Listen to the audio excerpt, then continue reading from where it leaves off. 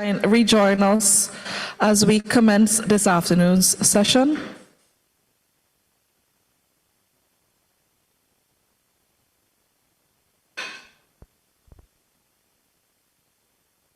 And for those who are joining us online as well, thank you for staying or remaining in the afternoon session. For those who haven't filled our evaluation forms, the team at CTU were quite busy.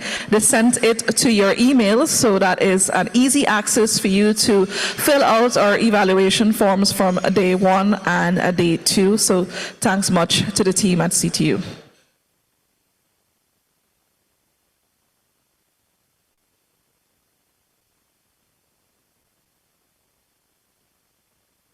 All right, as we already have at our head table as well. So everyone, once again, welcome back.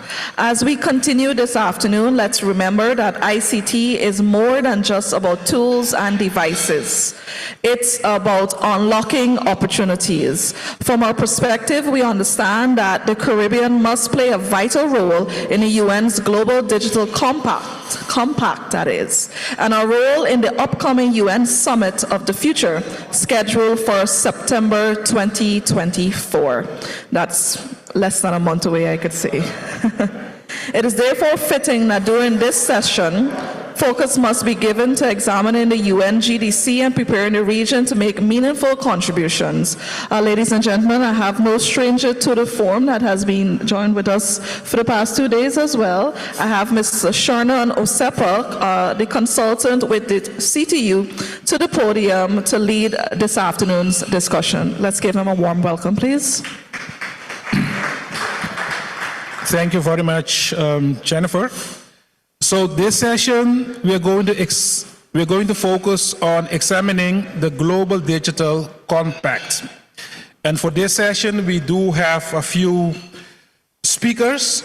We will first start with the given overview, what is all the GDC about.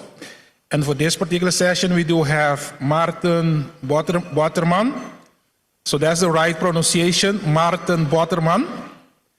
And then after that, we will also be focusing a bit on the high-level advisory body on artificial intelligence. And then we will be having Dr. Craig Ramral and also Ms. Jimena Viveros. So let's start first with Maarten Boterman, giving us an overview regarding the GDC. Maarten. Thank you, Shernan. Thank you, everybody, for being here and having your interest also in what this GDC, this Global Digital Compact, is about. So, as Shernan said, it's in the context of the Summit of the Future. And the Summit of the Future is the once every couple of years type event the UN has to really look ahead to the future. Sometimes it's coupled also with the mandate of the current Secretary General. But for sure it is to look ahead, understanding we are in a time of change, a time of challenges. And these challenges aren't only digital. So the summit is also not only digital, it's looking at reinforcing global governance, how to strengthen the way of governing this world together. The multilateral system, so the negotiation between countries, how do we make sure that continues to be effective going forward? But also about reaffirming commitments, the UN Charter for Human Rights, advancing the SDGs, and formulating a pact for the future with real commitments and actions. So in all this, again, the emphasis on multilateral solutions, making it work and committing to it. Now, if you look to the Global Digital Compact, it's very much recognized that the industry, stakeholders, multi-stakeholder have an influence there. And therefore, in this multilateral discussion, stakeholders are invited to contribute. Now, that's what has been done, and that's also what resulted in some of the recommendations. But it's really inviting to contribute to, after the contribution, goes back to a multilateral process. The GDC, the Global Digital Compact, sets out the guiding principles for digital governance with a focus on inclusion, focus on human rights, and recognizing multi-stakeholder engagement, at least in the current draft, which has not been approved yet, which is to be approved. And it has some action-oriented outcomes. These action-oriented outcomes and actions are really about creating together an inclusive and secure digital space with digital trust and security, and also inclusive governance, which sounds like, to me, multi-stakeholder governance. Recognizing emerging technologies. Why emerging technologies? Because they will affect the world of tomorrow, but maybe there's things we need to do today to make sure they are not too disruptive. They are not creating irreversible damage and things like that. Examples of that are, for instance, the AI Act in Europe, which says we need to see how we can prevent that to happen, basically, and then we'll follow up with next steps. And the Presidential Act in the US and other initiatives are this time taken by different regions. So to say something at UN level sort of makes sense. How to do it, how to say it, that is the challenge. Personally, I believe that the way internet governance has developed over the decades is something we can learn from, even if we cannot develop AI governments over decades. And last but not least, the international cooperation, and there in the GDC, the emphasis is on, at this moment, multi-stakeholder approach. Now, why do I emphasize also the fact that the process is multilateral? It's a UN process, and basically it's about countries deciding how they best take care of their citizens and the world together. That's the principle. But in those discussions, it's very good that they've been reaching out to multi-stakeholders to see, so what should we do about this? Because governments aren't building this digital space. We do that together. And yes, governments have a role in that, but they cannot do it without us. It's mainly done by industry, academia, users, business, how it evolves. And government sets the boundaries and ensures that the law that is existing isn't broken. Sometimes they're trying to translate that law, and so what does it mean for digital? But in principle, the law is the law, and you shall not steal applies to online stealing as well, in a way. So what happens in the process of consultation is that we've been invited also as ICANN to contribute to that, and then these sessions where evidence was offered, insights were offered, were not recorded. There's no reports of it, other than reports from the people themselves. And so it's really up to the countries in their multilateral negotiations to see what of that they will take on board or not. And this is why we are currently slightly worried that elements like multi-stakeholder will not be accepted in the GDC in the end before it's condoned. That's also why, for instance, the CIGF, which is organized in a multi-stakeholder way. There's the MAG, the Multi-Stakeholder Advisory Group, of which we have the honor of having the chair here. But it's a UN body as well, and the UN is to say what is going to happen next with the IGF. Currently, we believe that the IGF as such is safe because the IGF has become so much more than that one time a year event in a country somewhere. It's also here. It's in different countries and more around the world. So it has inspired dialogue all over the place. And I think strengthening that, also making sure that the arguments from other stakeholders and governments are more explicitly taken into account is a challenge I see going forward. As such, the GDC is, I think, a good step in the right direction, and I look forward to further interaction on this. So, hope that makes sense.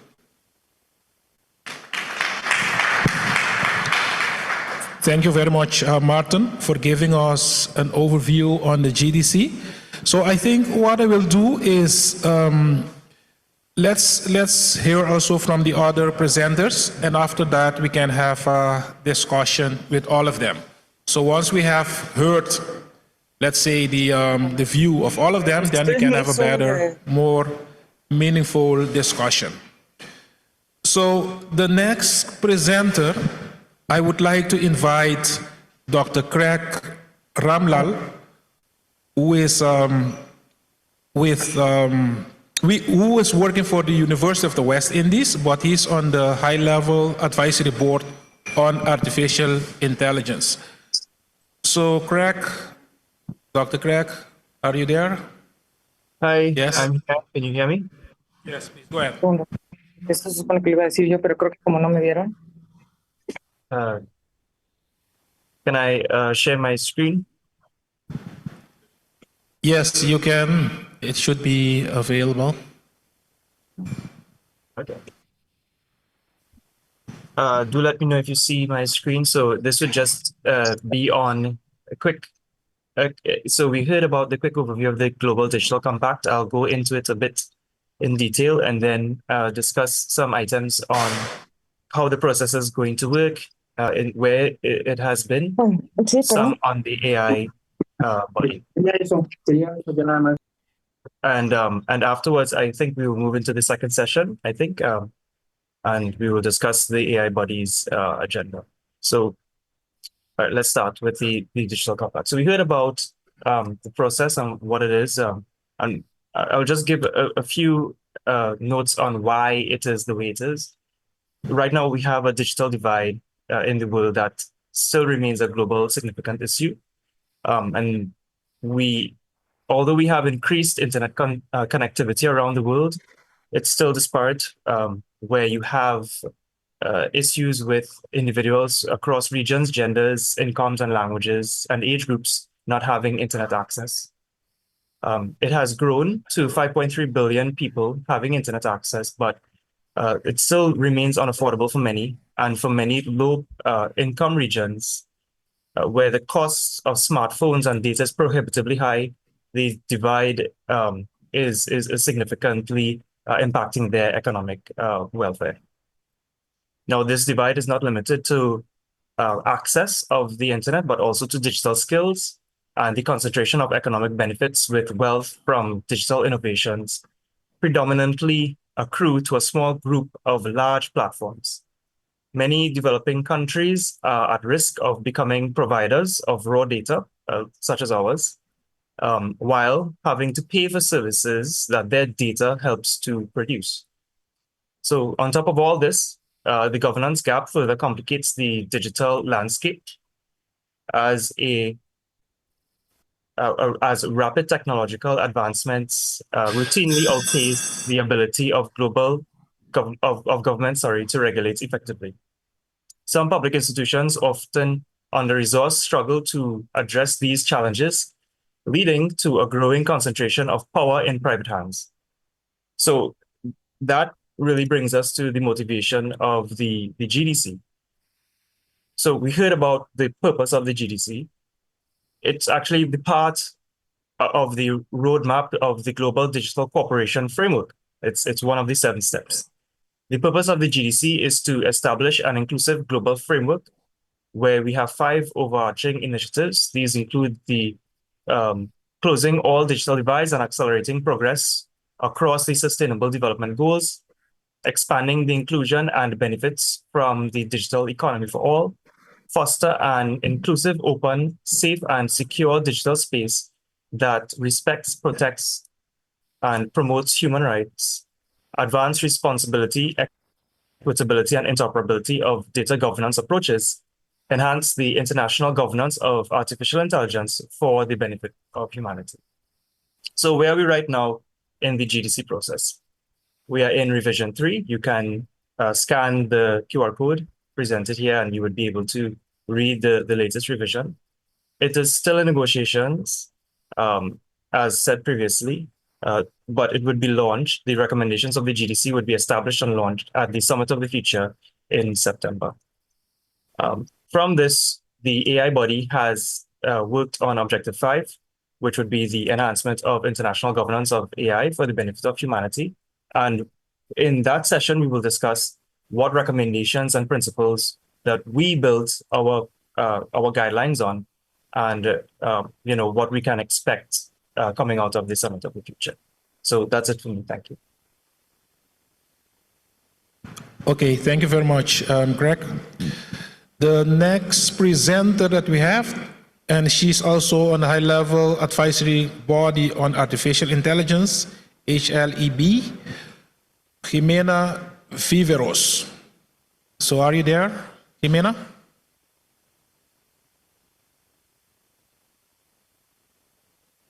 Do we have Jimena online? Oh, yes, she's there.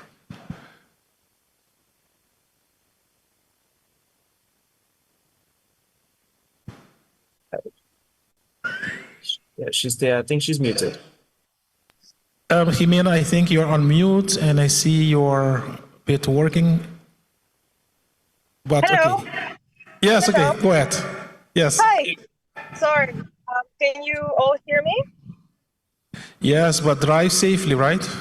We don't want accidents. No. Sorry, I am on the move. But thank you so much for having me here. So, dear experts, we are delighted to be here with you today. My name is Jimena Viveros, a member of the UN High-Level Advisory Body on AI. And I am pleased to introduce you to well, you already met Craig. So wonderful. Now we are presenting the slides. Do you have the slides? Are we on the screen? I think, Shannon, can you, are we moving to, is that in the second session, or would we do comments on the GDC first and then we'll move to slides in the second session? Or is it that we do slides now for the HLab? If she's ready to present, she can do that. If not, then we will see how we can do it. Well, if it's okay with you, we can move along with the slideshow, unless you want to, Craig, do you want to do something different? Sure. Yes, okay. We can do the slides. I shared the slides. If that Perfect. suits. Thank you. Wonderful. So thank you very much, Craig. So the purpose of this presentation is to provide you, since the launch of our body in October last year by the Secretary General. The publication of our interim report was out in December, and 19th of September, so before the Summit of the Future. So at the end of the session, there will be a possibility to provide feedback and ask some questions. So that's the timeline that we are looking now in this slide. So perhaps we can change the slide.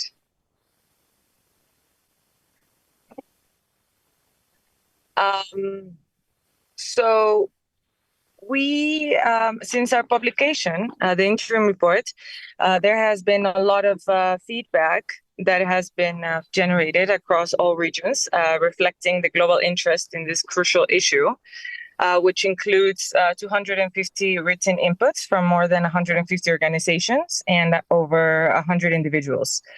A risk pulse check, a horizon scan of 350 experts was also conducted.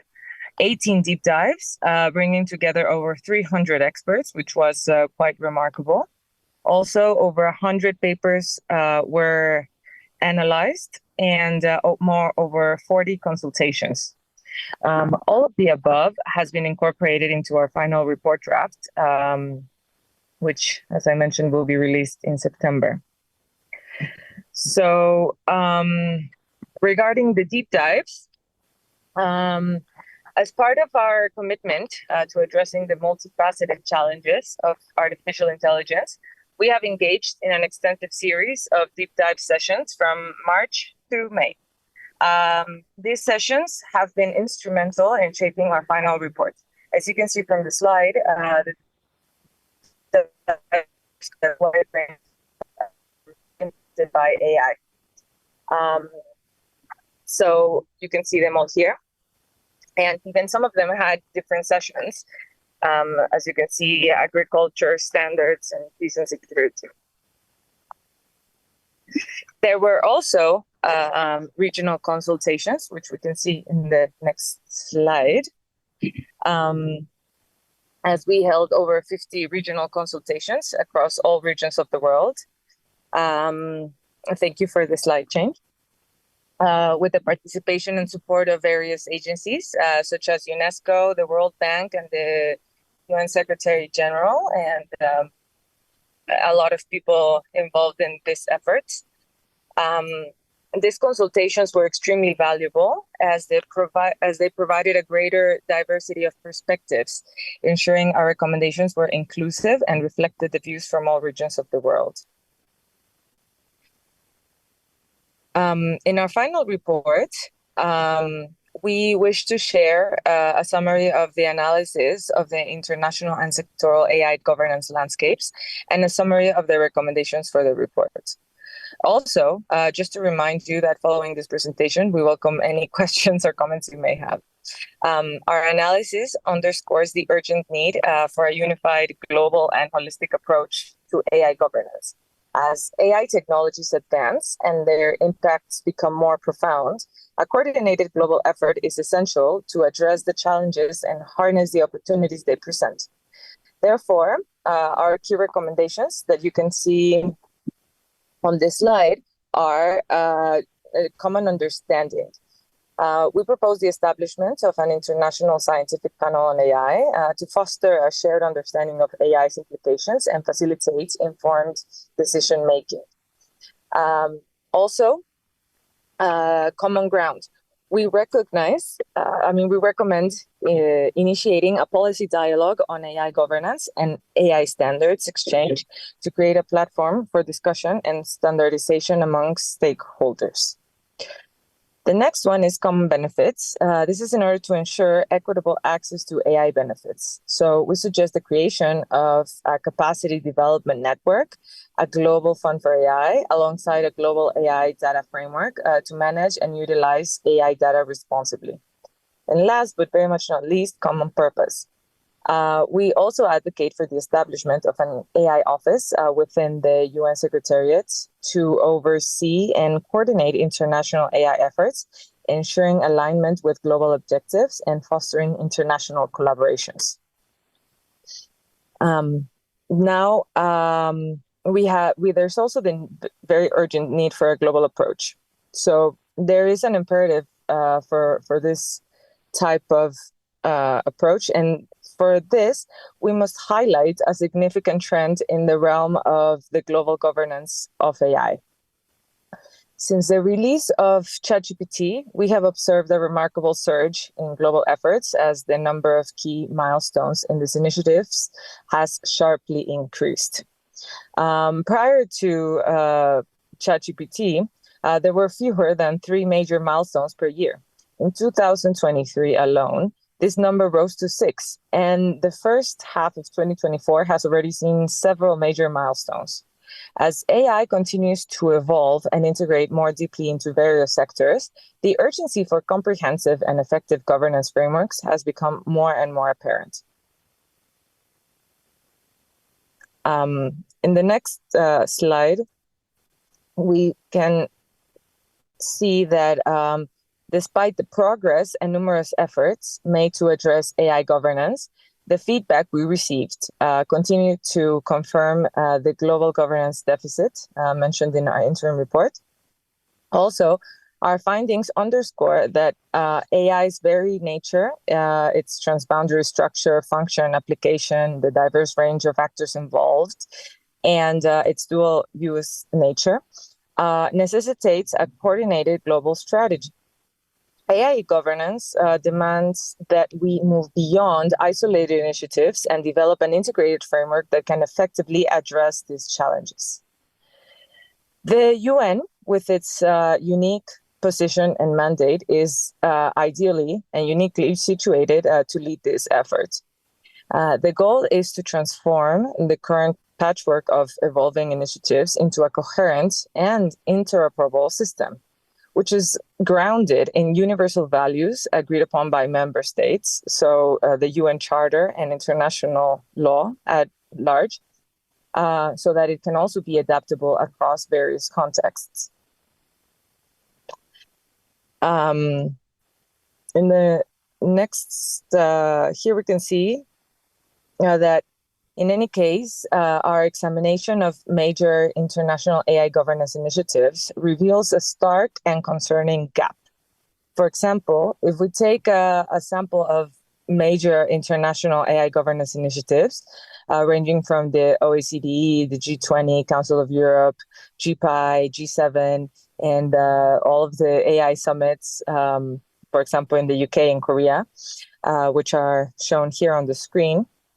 And we also look at how many countries are involved in each one. We find that only 7 countries are party to all of them. This is a very remarkable finding. And by contrast, 118 countries are party to none of them. And that's not acceptable when we're talking about global governance. So these 118 countries are largely from Africa, Asia, the Pacific, and Latin America and the Caribbean. So notably the Global South, which are largely absent. So in that regard, our advisory body has taken a humanity-level view. From this perspective, we confirm that there is indeed a governance gap in international AI governance.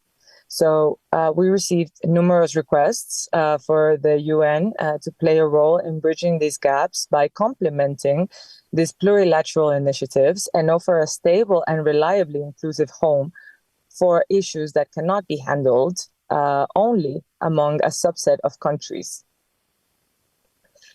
So in the next slide, we see that addressing AI governance on a global scale has numerous advantages, including equity, effectiveness, and efficiency. Not to say inclusiveness.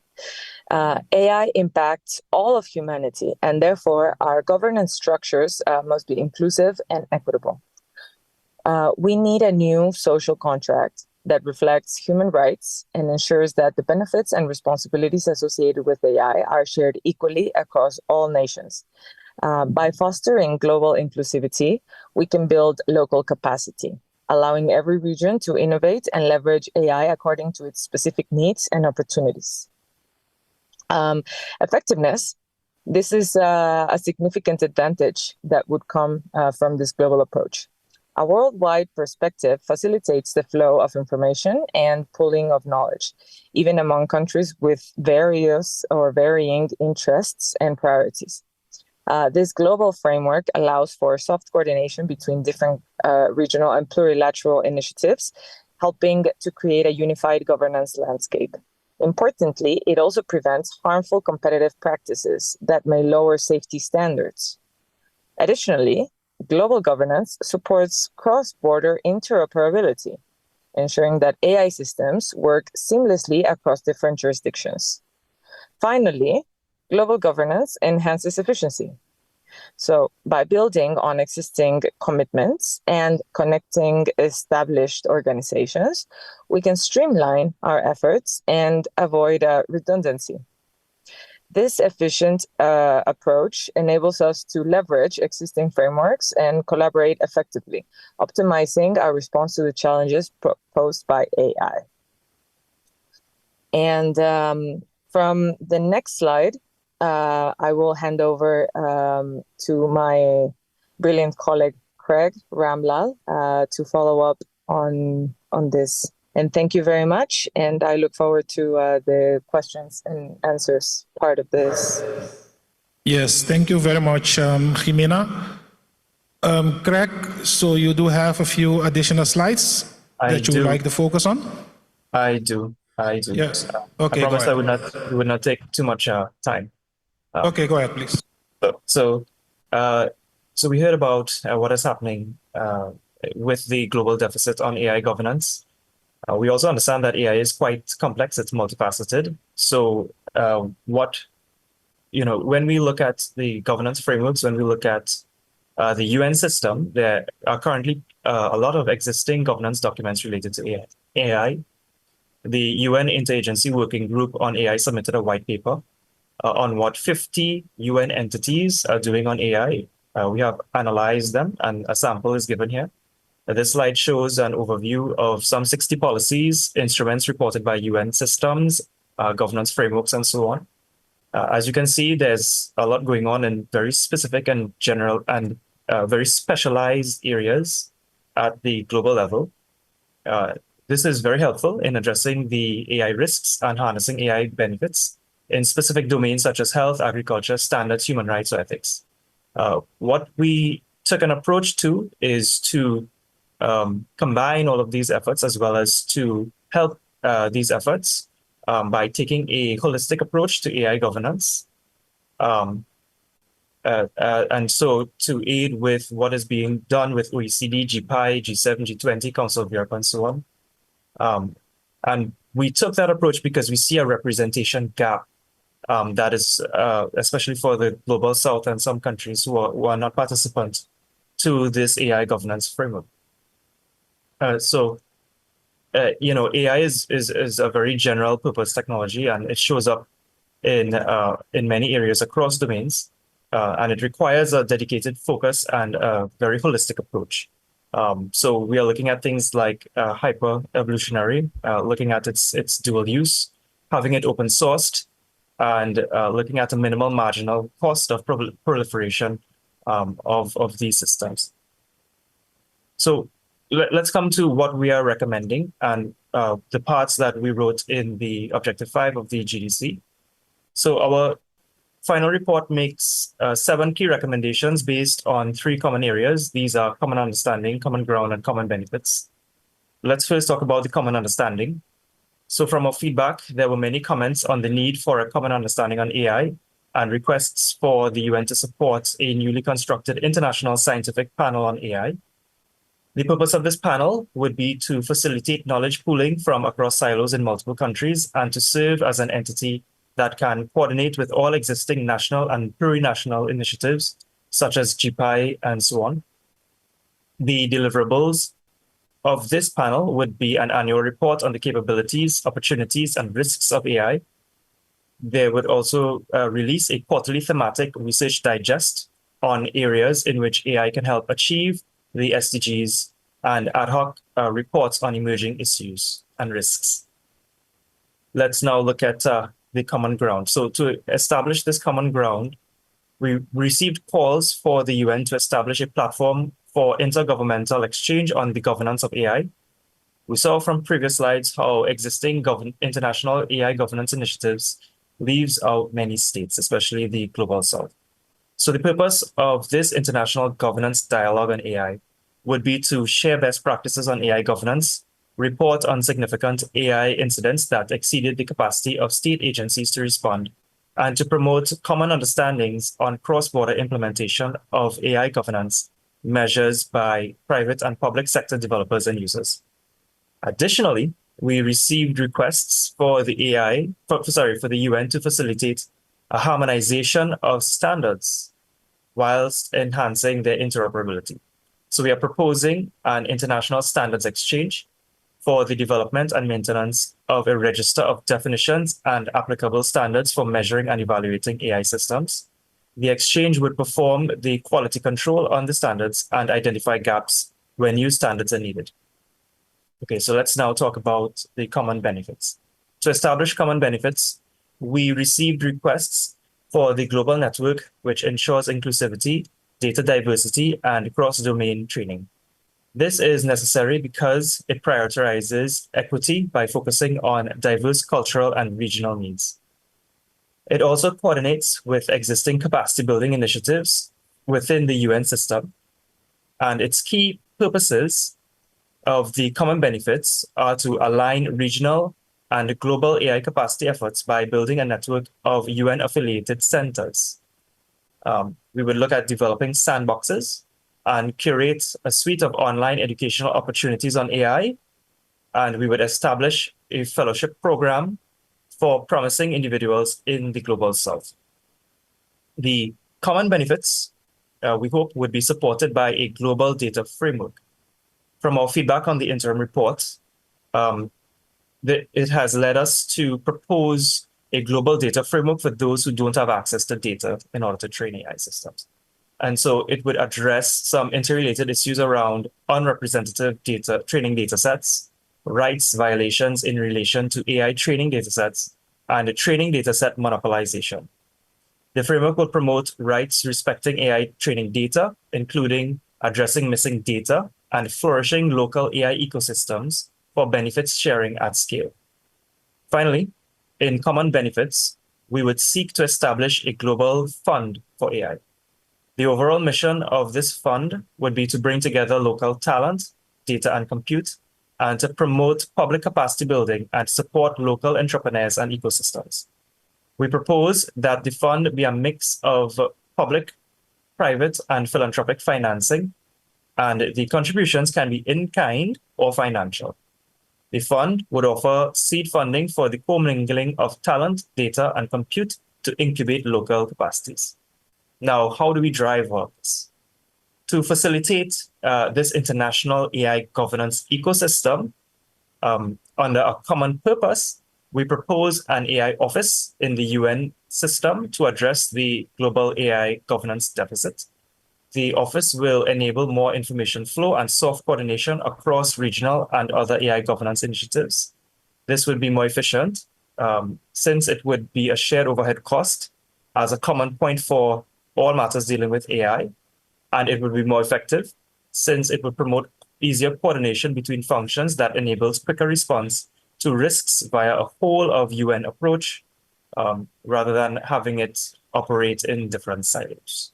And that's it for my presentation. I think we can have questions now. Shannon, I give it back to you. Okay, thank you very much, Greg.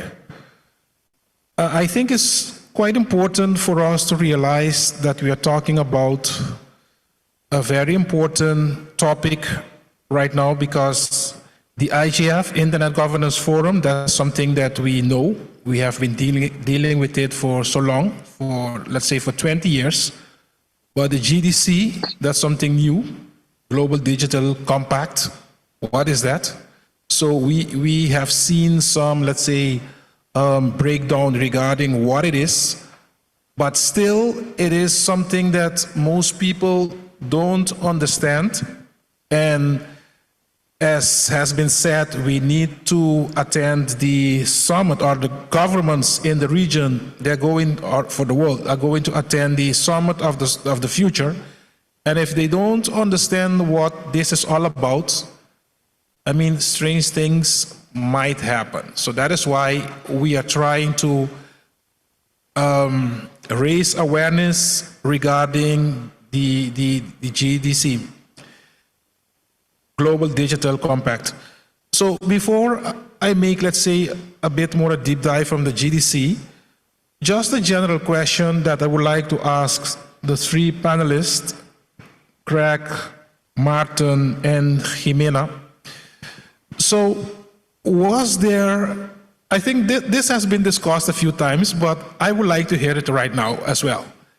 Was there a real need for us to go for the GDC, given that more or less all the topics that are being discussed here, one way or the other, they could be addressed as well at the IGF? So I'm just playing a bit of devil advocate right now, and I would like to hear your opinion on it before we move on with focusing a bit more on the GDC itself. So let me start with Martin, given that he did mention an overview of the GDC. Okay, thanks for that, Sharon, and thank you guys for the overview from the UN process in this. First remark, yes, we are in a shift of time. digital will and is affecting our society fundamentally. So it's good we talk about it. It's good that we look at our commitments and see how is this going to work.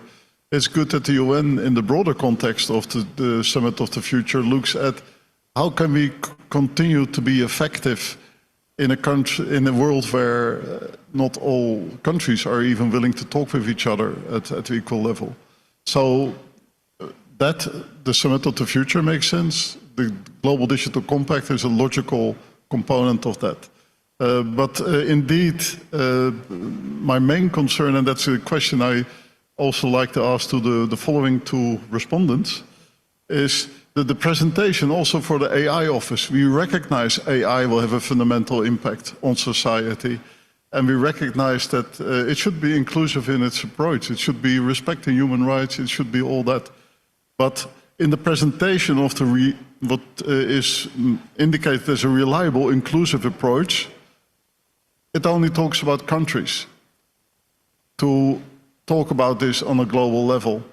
Now, companies, NGOs, and even citizens working across the globe as well nowadays, does this mean that in the current thinking on the reliable, inclusive approach, you lean on countries to have that approach within their own country, with their stakeholders? And what do we lose in terms of the fact that there's other global players?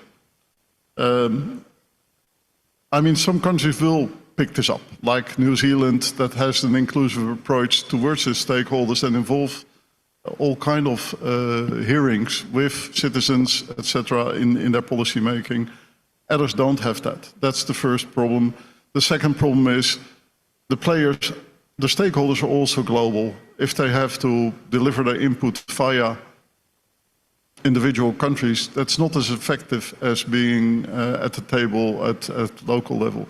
So how can this be foreseen? Last remark, an approach that is seen in Europe is that the AI Act that the European Commission has proposed to move forward in ensuring that AI gets fostered, but also preventing irreversible damage. The first step there is to have, together with industry, work on a memorandum of understanding that is then the basis for further steps, urging that law as exists counts also in an AI environment. So I hope you can clarify this, and I'm really passionate about it because I care, and I'm a father of children too. Yes, thank you, Martin. Craig, do you have maybe some comments? Yes, but I see Jimena's hand as she wants And Jimena as well. Yeah, so I would go after Jimena. You go ahead. Thank you, Craig. And thank you, Martin. And thank you all for your attention and questions. So I think we all kind of need to go back to what we mentioned about the interoperability and the harnessing all of the efforts into a global approach. All of this is kind of in the interweaving of initiatives. So what we recognize is no single initiative is more important than the other. Everything matters in this ecosystem. But in order for it to be completely effective and efficient and non-duplication of efforts and all of this, we propose everything to be kind of like embedded into one global framework so that everything can be aligned and be in the best way applicable for everyone. And your point on the multi-stakeholder kind of inclusion, I mean, we need to remember that the legal system as it stands right now, the international legal order, it's state-based. So international commitments can only be adopted by states. That's how things stand. However, especially regarding AI, where we see this power shift dynamic, where it's not only states, but private industry that is developing this technology at an exponential rate, there is a shift. And that also concerns every sector of society. So civil society, individuals, academia, etc. So beyond just the private sector. So that's why in our consultations, we did engage with all type of multi-stakeholders, and the consultations and the deep dives held experts and representation from all of the sectors. Also understanding the fact that this is a dual-use, repurposable technology, which impacts every domain. So that also kind of like broadens the scope of discussion of who should be involved and because who is going to be affected, which is literally everyone in every single domain, which is also kind of, it also happened with the internet, of course, but we're looking at this from a different perspective and a larger scalability kind of impact. So that would be kind of the comments that I have, which I am sure that Craig will add on brilliantly. Yes, yeah. So what we did is, as you recall, we had consultations, including the multilaterals and multi-stakeholder groups. And this was very broad. This was in standards. We looked at standards organizations. We looked at, as Jimena said, domain-specific issues. We looked at how global governance should be treated.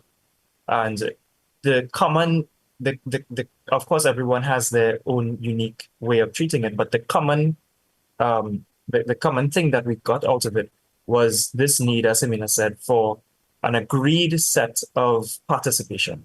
So this does not exclude the multilateral stakeholders at all. They would be included in the discussion of this, especially for capacity building as well for nations who would need help at the start of getting their local AI talent being built.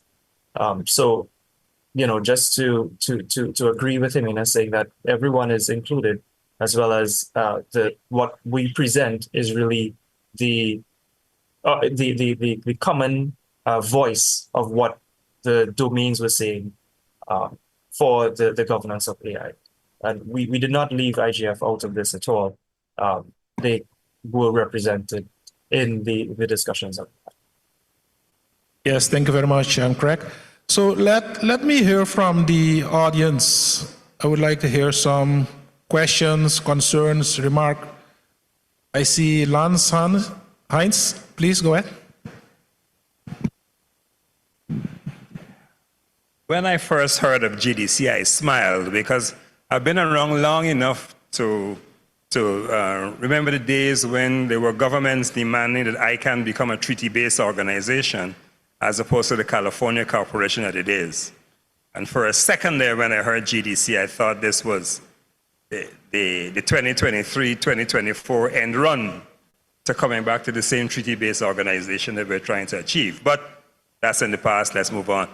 And I guess for GDC and also for what I have seen in terms of the AI government framework, this is heavy. This is a very large footprint.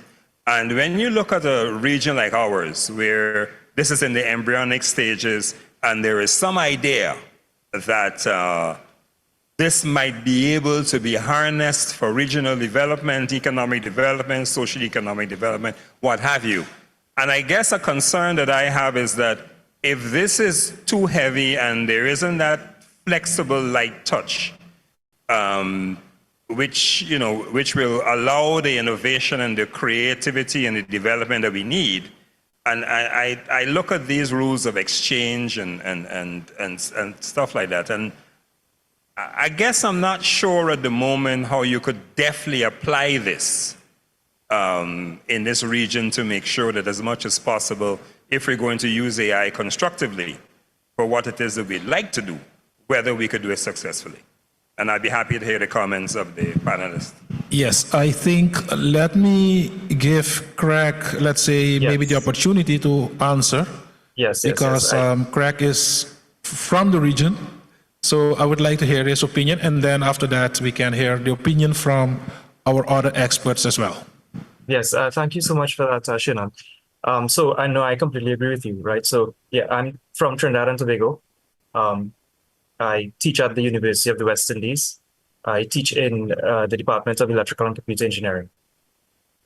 And I completely agree in looking at the nuances in how AI can really benefit our region, noting our culture, noting our resources, noting our problems, and noting what we really have the capacity to do, right? And this is speaking as someone who has I've been at the university, taught at the university now for the past 10 years, right? And we produce all electrical engineers from our department, we produce all electrical engineers to the Caribbean.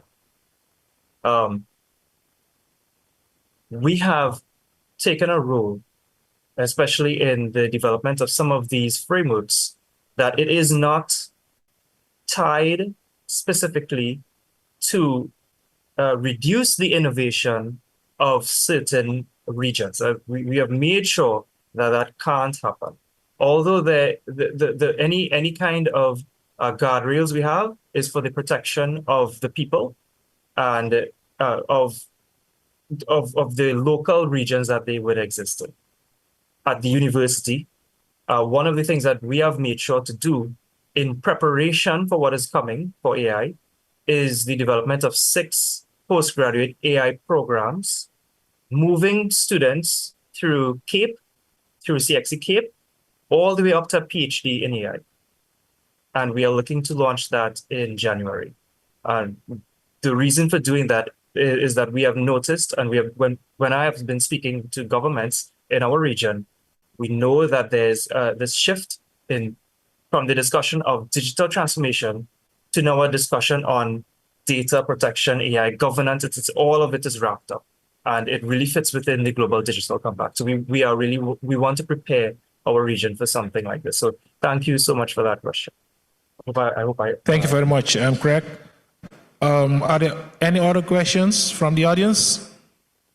Rodney Taylor, Secretary General.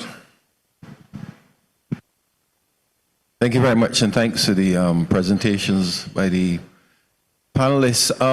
With respect to these, I think it was referenced the body or office to be established in the UN. Would this be under the office of the tech envoy? That's the question. I'm wondering, because there's no doubt that AI is transformational, but it is a technology. And I know the UN specifically has a role in global governance around things of human rights and international peace and security, economic and social development. But there are specialized institutions of the UN, like the ITU, for example, that has the global AI for Good initiative. And whether or not the UN itself is the right place, given the nature of the technology, transformative as it is, whether that would be the right place, while the UN still continues to grapple with those fundamental issues of peace and security and social development, human rights, and so on. Or whether, I mean, Lance referred to something as a light touch. In other words, having done this work to promote cooperation, whether it should maybe step back and look and see how the other specialized institutions can take it forward, working along with organizations like ICANN and all the others that are in the technology space. Thank you. Yes, thank you very much, Rodney. Martin or Jimena, one of you would like to answer this? Yes. No, I really want to thank also both Craig and Jimena for their contributions and for recognizing the importance of the input also of all stakeholders. If we look back to the history of the internet, we see that this was actually built, it came from a different place. It came from a place bottom up, throughout, and it developed into a global public good that is incredibly robust with a multi-stakeholder approach. And I just see that if you come from a UN perspective, a multilateral perspective, you come more from a political interest perspective. And that, so I've seen over time how this moves closer towards inclusive in also taking other stakeholders into account. And the challenge for us together is to make that effective happening going forward. So thanks for that recognition, and I really look forward to see how together we can make that happen in the best possible way. Because in the end, it's about us, the future of the world, and the future generations. So thank you very much. Jimena, please. Yes. Thank you. So just to address why the UN is uniquely positioned in this, regardless of structurally where it is located within the UN or what magnitude it has. The UN, despite having the setbacks that it has, it also is uniquely positioned with 193 member states. That's the highest number of members in any international organization. So in that regard, there is no better place to harness such an initiative as this one, because we already have the commitment of 193 states with the principles of the UN Charter, which it should be, which is what we propose, should be the basis of AI governance. So we're already departing from those principles. The challenges precisely on peace and security that were mentioned among economic development and all of the others would be a harder task to accomplish anywhere else that does not have this commitment, this binding commitments already in place. So this is why the UN is the best place, in my opinion, to hold this governance, to be the guardian of whatever binding commitments can come out of the Summit of the Future. We obviously, and I personally also recognize all of the other initiatives. As we said, the ecosystem is very, very rich. So cooperation mechanisms with all of this interplay of initiatives and ecosystems is vital for the correct functioning of this guardianship of the governance, so to speak. So the weaving of all of these efforts is what's going to make the difference. So it's not just one isolated office, agency, or anything. And as you mentioned, there are other organizations dealing with this. And for example, AI for Good, which is like a subset program of ITU and all of this. And there are very specialized agencies and a lot of knowledge and a lot of efforts and resources that have been allocated for all of this. But the thing is, we should concentrate this, especially because, as we said, there's a dual use, repurposable, general purpose nature of AI. So it's very, very wide ranging. And some of these aspects might escape the mandates of the already existing institutions. So creating one that can cover everything would not be, useless expenditure. It would be very focused, thematically focused, to address a challenge that we're going to have as a society and an international community. So that's what I think is very important to kind of underscore when we're talking about these issues. And the fact that it includes an equal voice for all of the regions and all of the countries, and that there are already participation mechanisms in place for all of the other stakeholders, which are extremely relevant.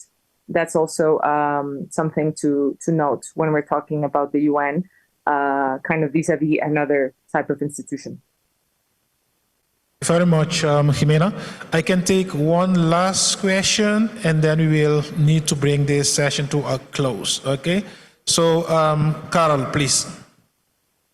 I have more of a statement, I suppose, than a question. So we're going to end up with maybe a GDC office, a AI office, AI crosses GDC, GDC crosses AI.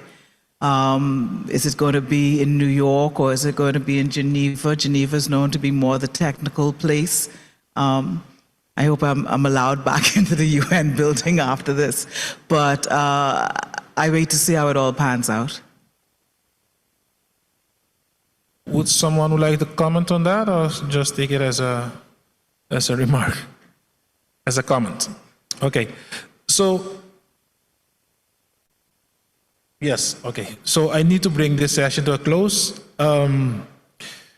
So my last question would be, and I just would like to hear, let's say, 30 seconds from each one of you. I mean, the panelists, not the whole participants. So what can we still do in the, let's say, the 3 weeks or more or less 1 month that's still left to help, let's say, the governments that will be attending the summit of the future? What can we still, I mean, we have been doing a lot, CTU has been talking about this, but in your opinion, what can be done? What can we still do to ensure that our Caribbean ministers participate at the summer of the future, not only with a powerful, let's say, delegation, but also to give some meaningful contribution to that summit? So 30 seconds, I would like to hear some recommendations from the panelists. Let me start with Craig, and then we go with Jimena, and finally Martin. Okay, thank you. Thank you for that. So, well, first, I just wanted to comment back on Martin's response of the multilateral version. Yes, I completely agree. You know that we want to keep things, to have everyone on board on this. For the GDC is still in negotiations right now. So even before the summit of the future, I think that we need to, as a Caribbean community, we need to have a common ground on what we stand for and what we need to get for our community. We need to have our policymakers understand what is vital that we should push for in this GDC process, to support the GDC process and to, write your statements and be there, as well as to come into the Summit of the Future, participate in it, and make sure our voices are heard. Right. That's it for me. Thank you, Craig. Jimena, 30 seconds comment. Thank you. So I second that very much. And I think it's crucial to keep participating and do raise your hand and do make your comments and voices heard through your representatives at the Summit of the Future. I will be there with the Mexican delegation. And we also share the Caribbean seas, so in the region. So our concerns are very similar. So yes, just keep raising awareness of the fact that it's going to be very important what's decided there. And as Craig mentioned, it's still under negotiation, so nothing is set in stone. So this is the time to address it all. So the more voices, the better, because the whole point is of, again, keeping this at the UN and this forum, this very important Summit of the Future within the General Assembly, is a demonstration of that. So this is going to be a great display of multilateralism, and I look forward to seeing all of you there. Thank you very much, Jimena. And Martin, your last comments? Yes, thanks. Well, the nice thing, specifically in the Caribbean, is you guys do things together, because you have to, and you know that. And with that as a core, I think the recognition that governments need to work with private stakeholders, with the people themselves, may be something you can bring with you. How to bring that? Very difficult to change things that are not underway already in the 2 weeks to the summit, I would say. But a message from one of the ministers, one of the countries, or maybe of the CTU even, to ask specific attention for this point, that going forward we needed to do this together in a multi-stakeholder way, I think would be the best thing you can do between now and the summit. Thank you very much, Martin. Let's give them a round of applause, and then we go to the next session.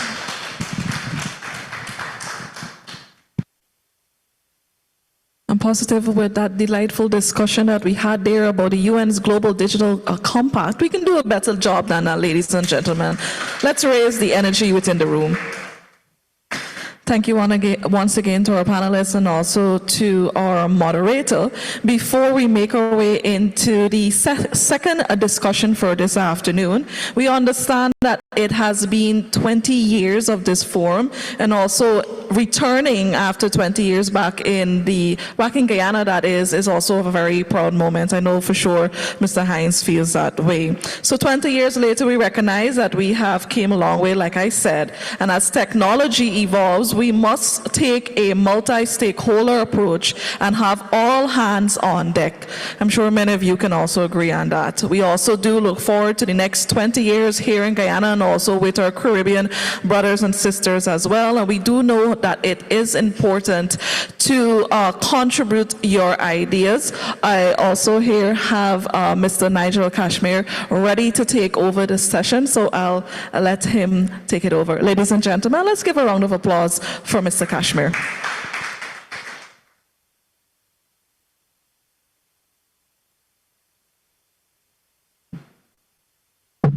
Thank you. Thank you very much, Jennifer. And now it's your turn, really. It's a Caribbean Internet Governance Forum, so the attendees are really intended to contribute and contribute actively to the proceedings. And in this particular session, as Jennifer just mentioned, we are at our 20th CIGF. It's a milestone, and I think the congratulations are definitely due. But milestones like this, we always tend to reflect as well, you know, okay, what we've done, and as we go forward, how would we continue as we had been going? So this is where you get to give your opinions as to how we move forward with the CIGF. Let me just bring up a sort of reminder presentation here.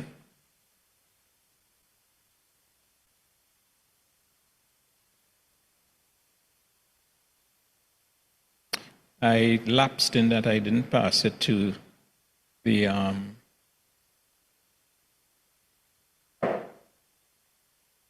yeah, so basically just looking forward. And just to remind you of some of what I said on Wednesday when we began, currently what our approach is, notwithstanding we have this regional forum, in terms of trying to be more effective as regards implementing some of what we agree on here, we are engaging more with at the local level for implementation. So local ISOC chapters, local IGFs, encouraging the formation of IGFs and so on, local computer societies, trying to execute internet governance policies and activities at the national level. And that basically is, you know, driving progressive awareness and education campaigns and other things, the development of certs and C-certs, advocacy, strengthening CCTLDs, and so on. In terms of the organization of the regional structure, this CIGF, we are moving away from, I can say we've moved away from just a CTU convened thing towards a multi-stakeholder convened regional forum. Right? A multi-stakeholder convened regional forum in the sense of having a multi-stakeholder organizing committee drawn from around the Caribbean, drawn from different stakeholder groups as well. Right? And that would include members like, you know, maybe from the CTU, from governments, from private sector, academia, and so on. Interfacing through this CIGF medium and through the outputs of the CIGF medium with the national structures, the national IGFs and and national chapters and so on. The ideal, from our point of view, is that each of our member states would develop and maintain a national IGF or some sort of national multi-stakeholder collaboration dealing with IG matters. And so that, we can get rich and constant inputs into the CIGF proceedings. So this, all I'm saying now is how we currently see it, right? As a lead up to the discussion that we want to have in 2 minutes, actually. And this is another slide I presented earlier in terms of how we're currently looking at things, continuing the thrust towards national IGFs and multi-stakeholder communities, working with Caribbean stakeholders to promote implementation of what comes out of this CIGF, strive for sustainability,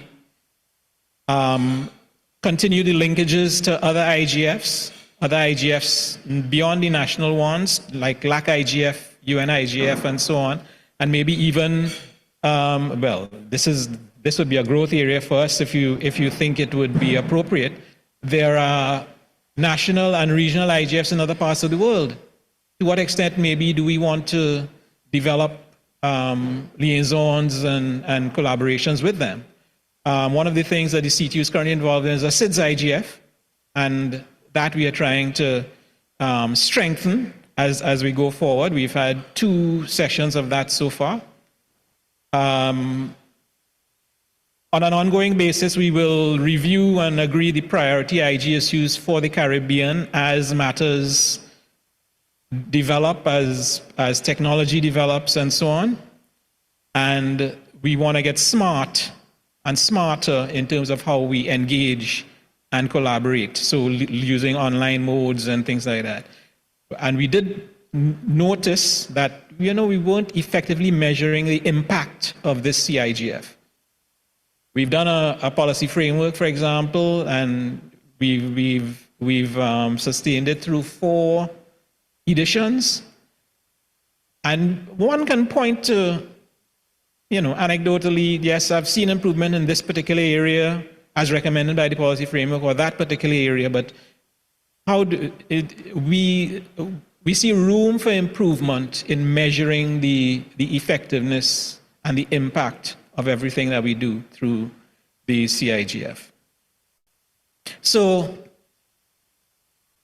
in reflecting on all that and looking forward now, the question is, what do we change? What do we change in order to be more effective? And what was done was, I shouldn't say what was done. What I'm posing to this particular discussion is some questions that are intended to stimulate thought. It stimulates thought and stimulate feedback. It's not intended to limit the discussion to what's on these questions. But the end result we're looking for, essentially, is a better, more dynamic, more effective CIGF, and through that, more effective Caribbean involvement in internet governance and Caribbean influence in internet governance globally. So it's an open session. The way, one thing I thought of in terms of stimulating wide-ranging feedback, though, was I invited and kind of would call on a few colleagues from different stakeholder groups to give their thoughts. I see Mr. Tracy Hackshaw is quite anxious to make his comment. He is, of course, well, he's based in Switzerland now, so it's late for him. So maybe I'll concede and let Tracy go first, and because I'm not sure if he has a time limitation. So Tracy, please go ahead. Thank you very much. I hope you're hearing me okay. Yes? Yes, I'm hearing you. A bit of a noisy location, but I'm going to speak. So yes, thank you, Nigel. So I have a few points I wanted to raise, and I hope they contribute to the discussion. So my name is Tracy Hackshaw. I'm currently working in the UN system, but I'm also, as you may have heard the first day, part of the TT-MAG and with the CYIGF, but I'm representing no particular organization in my views here.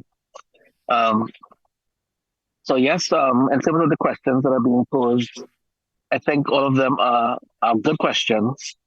But I do think there is a larger issue that I would like to put on the table as well, which I think might address or at least lead to some more questions, is whether or not this Caribbean IGF can be seen as the premier or the flagship digital event for the region in terms of bringing multiple stakeholders together to advance the future of the internet and digital, which links the question to going forward. And to do that, I'm just wondering if there's a way that the CIGF can bring more stakeholders from, let's call them decision makers for the time being, into the discussion, not to speak on day one, but to sit with other stakeholders like us who are here today and to engage in a conversation, one, and two, to help drive the discussion forward. Because what I think is happening in the region, I'm looking from the outside, looking in these days, and I'm realizing that there's a large disconnect between what is happening at other sessions that might happen in the region. There are CTU ministerial meetings, there's CARICOM ministerial meetings, there are ECLAC sessions, sessions at the OAS, et cetera, all of these sessions that seem to be also be doing digital things.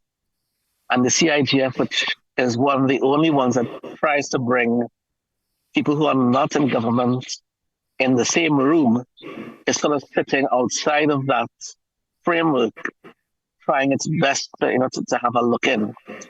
So my point and my observation is that the Caribbean IGF should find a way, as an entity, as a decision-making body, as a whatever you want to call it, to try and drive itself into the main fora of discussion and not sit on the sidelines and have a chat about issues and then let's do it again next year.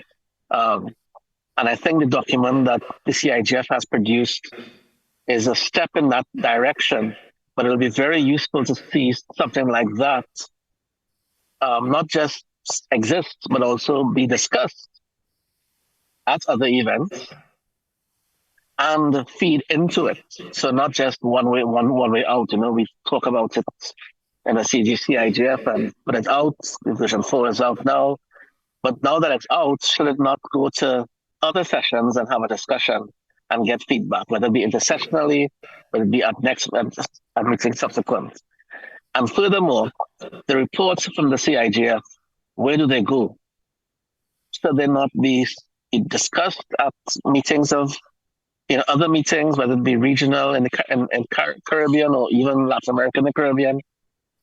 I think those are the questions that for the future of the CIGF need to be answered. And I would love to see it progress in that way, from just sitting in its zone where it's discussing these particular issues, but moving more mainstream with other sessions that are happening. And hopefully the other sessions that are happening would rely on the good discussion, the good content, the expertise that is shared by other stakeholders in these events, and seek to draw upon this expertise in their own discussions. So the ministerial event, that's another multi-stakeholder event elsewhere, or it's an academic event, it draws upon what has happened here. Thanks very much. Okay. One clarification, Tracy. When you started about making CIGF be seen as a flagship event or forum in IG. And you mentioned about bringing bringing more decision makers. What type of people you were thinking of? So, For example. For example, on day one, you would have normally in your Caribbean IGF, you'd have, various high-level officials. I'm not going to name names, like ministers, that kind of thing. But they disappear. They come and they disappear, and then they might stay 3 days in another meeting and discuss, very serious digital issues. Why is it that can't also happen at the Caribbean IGF? Why can't there be, and I'm just spitballing here, a ministerial track or a high-level track at the Caribbean IGF, similar to what the UN IGF is attempting to do as well, or even a parliamentary track, which I think Carol, who's there, would champion as well. And I know the UN IGF is doing a judicial track. So they're developing, I think, in a good way at the global level, realizing the need to bring more people into the process. While it mightn't be a situation where you bring them to sit and listen to every single thing that's being said, you bring them to hear, to talk to themselves or to talk with others about topics that they are interested in. So let's say you bring the judiciary in regionally to talk about, the cybersecurity laws, and bring lawyers to talk, etc. At the parliamentary level, you bring them to talk about issues that affect, social media, censorship, whatever. See what I'm trying to say? Yeah. And then at the highest level, at the ministerial or prime ministerial level even, they're talking about, how digital affects our country, our economy, and what we can do next. The experts are in these meetings, but they're talking to everyone else except the people who are going to be making policy. And you see them, as I say, you see them on day one, and then they vanish. So it'll be useful, I think, for the Caribbean IGF to create a framework where they can participate more fully, and then take the findings as a flagship. So this is the event that brings it all together. And then they walk into their other events, their other meetings with that knowledge and that discussion amongst regional stakeholders, high-level officials, etc. So kind of drive the discussion at other meetings. Thanks. All right, thank you. That I think is a visionary kind of a comment, because you want to see it grow from strength to strength and stature, and increase its stature, essentially. Kevin swiftly raised his hand. So Kevin, you could probably go next. Thanks very much, Nigel. Unfortunately, I'm unable to turn on my camera, but Kevin Swift from LACNIC. I just wanted to endorse some of the points Tracy was making there. We're already speaking to the converted here in this room, but the fact of the matter is that digital is an integral part of every development process that we are facing. At the international level, it's aligned to the SDGs. We are talking about developing society, developing the economy. And I think at this point, we really need to see some of the other players, other decision makers from ministries of social development, planning the economy, trade, and industry, industry in particular, quantify what the digital contribution is and what that sector looks like, and even legal affairs representatives. At the global level, I believe there was recognition to have greater parliamentary involvement since 2017, if I'm not mistaken, at Geneva IGF, and certainly, well, I think that was 2018, if I'm not mistaken, but certainly in 2019 in Berlin. There were the parliamentary tracks there, and I think it was well recognized that they needed to be in the conversations. And as Tracy was saying, beyond just a ceremonial role, being able to converse specifically as to what these worlds of digital plus other endeavors actually mean. I wanted to also talk briefly about the other point he raised about what do we do beyond the CIGF, and this was a poignant question for us at LACNIC at the time when we were the main secretariat for the LAC-IGF. We felt that there was absolutely no traction between events, and as a matter of fact, it took us quite a while to get rapporteur reports we know for a matter of fact, no one actually reviewed the videos, and we felt it was really important to do something in between. And that was really the genesis for the Leaders program, which I initially had pitched as a particular addition to the CIGF. But obviously, because of the CIGF transition and the change of the bylaws, LACNIC wrote with the Leaders program, focusing on intersessional work.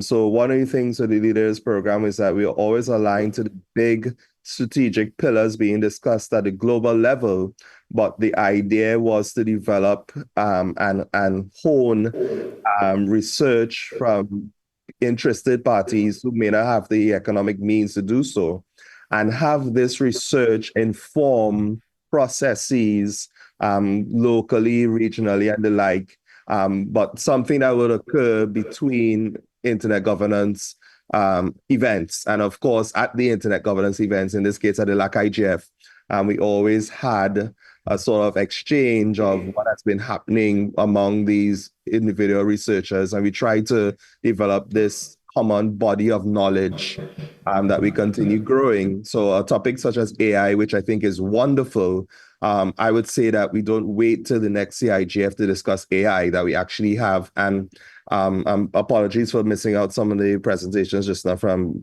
Craig, but that we have, I'm just using AI as an example, but that we have continuous work that happens in between now and next year, and that those inputs feed into these various processes with various types of objectives. Some of those objectives could simply be awareness raising. Some of them could be talking about ensuring that there are safeguards and human rights within some of the proposals going forward. Some of them could just be to agitate the decision makers and showing that, hey, this is the evidence we have as to what the context and dimensions of this problem is, and this is what we would like to see be done about it. So it's really to increase that sort of fluidity we need when it comes to digital policy making, digital development, what happens between the IGFs. I think I just wanted to share that lessons from the LACNIC perspective. Nigel, I know you're also familiar with Leaders, and it's just something I think that we could think about in the CIGF. I love the frameworks, but I'll be honest, I review the framework probably once or twice per year. So that's just my quick comment and observations. I know I spoke for a long time, so I'm going to stop now. Thank you, Kevin. The CTU Secretariat, we tended to review it maybe at times when we are doing planning. You know, you're planning, you're doing sort of operational or strategic planning, and you say, well, what is it that we need to address from here? Lance had his hand up first, and then I'll take Tariq. Mr. Lance Hines.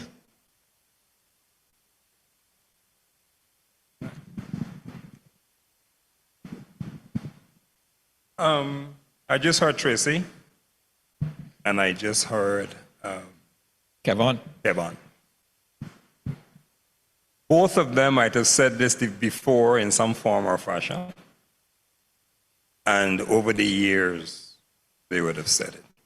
And the challenge that started when they said it then remains as they say it now. You came into Guyana this week, and apart from what we call the usual suspects in the room, I don't know how many people could tell you what internet governance is. They probably know it by today, but when you came in 2 days ago or 3 days ago, there would have been a complete lack of knowledge in terms of what internet governance is. No offense to some of those who might have picked it up, but I'm saying that by and large, it's not there. Mm-hmm. We have been around long enough to know that we live in a rarefied era where we understand it and we live it and we develop policies to act on it and so on, but it's pitched too high at the moment. It's pitched above normal policymakers here. It's pitched above many swaths of government, regardless of location. It's pitched too high. And one of the things that we're going to have to do is that before you do anything else and before you have any more high-level discussions, we're going to have to pull this down a bit, right? Even if we do things like one of the things that I had a brief discussion with the University of Guyana the other day about the possibility of introducing something like internet governance either in the School of Innovation or in the School of Computer Studies, where it'll be an elective. So you do train the trainers, and those who are doing it, this might be something that you could do. But you're going to have to start at that point in order to get the education in. Because after we go into our rocking chairs and fixing our false teeth and stuff like that, there ain't gonna be anybody else at the back to pick up the mantle and take it forward. So we're going to have to pull it back. Because the way it is at the moment, you're not getting traction, you're not getting, whether it's IGF or even ICANN and getting involved in the ICANN multi-stakeholder consensus framework, you're getting few takers because it is pitched too high. ITU has different traction because ITU is part of the conversation. We'll say that, okay, we're going to build a lab, we're going to build a hub, we're going to bring computers, and these are tangible, you could see them, and that's where they get some success at that end. You don't get this here, you don't get it at ICANN because it is not like that. And so people are not, they're not attaching themselves to it. They're not thinking, and we've tried. And what doesn't help is that we are real high-end front-end users. I mean, a teacher would tell me that, and this is a teacher who is supposed to be molding young minds. And she told me one day that she gets her best news from TikTok. There was nothing else I could say after that. Speechless, right? Nothing else you can say. But this is the kind of reality that you're living with. So we got to bring it back. We got to bring it back. We got to go back to the education. We got to go back to catching people at an earlier age to be able to tell them what this thing is and explain to them the importance of this doing the thing. I'm sure there is work that's being done in those areas. I don't know. But I'm saying that we're going to have to put it back to make sure that we educate people at a slightly lower level, and then when they get it, they could begin to affect our policy at a higher level. Thanks, Jim. Follow up on that? Okay. Thank you very much. I'm half agreeing. I think the U.S. Presidential candidate is running on the slogan, "We're not going back." So I understand that you're saying pause and go back, but my view is that that kind of education and awareness doesn't have to happen, and it may not be the best place in a regional IGF for it to happen. I would love to see more national IGFs. Yeah. And I think wherever we have this CIGF, it should be preceded by a national, if the country has not had. I was chair of ISOC Barbados chapter when we had our first, second, and third national IGF. I think that's where you can meet people better, the man on the street, as it were, to talk about internet governance. And I'm not so much worried if they don't know what internet governance is. Let's have a national discussion about the internet and about technology and about how it is impacting me from where I sit. Whether I get my news from TikTok or wherever I get it from, is that a reliable source? How do you discern fake news and those kinds of things? Let's have a conversation. They don't necessarily need to all know all the communities in ICANN and what CNSO is and all of that. That's all. So there's that, right?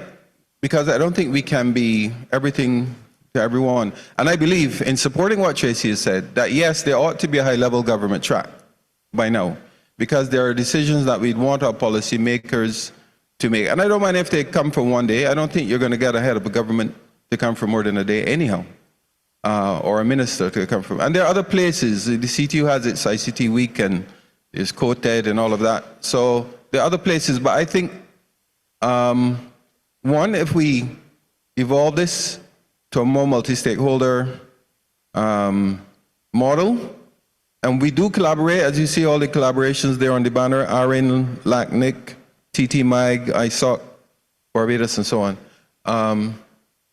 we need to strengthen that so that it is not that they're working in partnership with the CTU, but that it is a truly, in terms of planning, execution, engagement, private sector. We should have some chambers of commerce in here by now, because they're the ones who are going to drive the business on this new GTLDs, right? Because it's fine to register .Caribbean and .whatever, but it's almost like a vanity plate. Well, we have it, but how do we commercialize it? That's business we're talking. Therefore, regional chambers of commerce, national chambers of commerce, the technical community, NGOs that are dealing with women's rights, children's rights. We have a CSAM presentation. That's very much about children's rights and protecting children. It's not really about technology, it's just that the technology is now enabling all sorts of crimes or, and so on. So I don't want to say step back and let's deal with the basics. No, we have to keep moving forward. We have to move higher. We have to engage heads of government, ministers at this level. There's a space for that.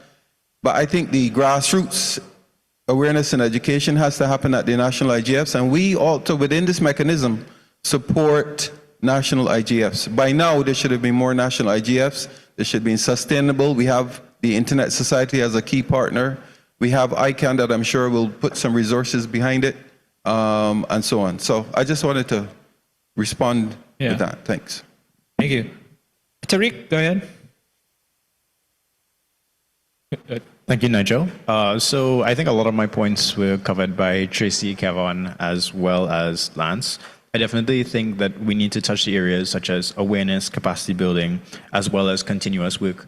Now, one of the things I saw on your slide were what are the priority actions that we need to continue to sustain the CIGF. And during the discussions today and yesterday, we've heard a lot of pressing topics from the CCTLDs and their low adoption rates, and asking ourselves, why is that?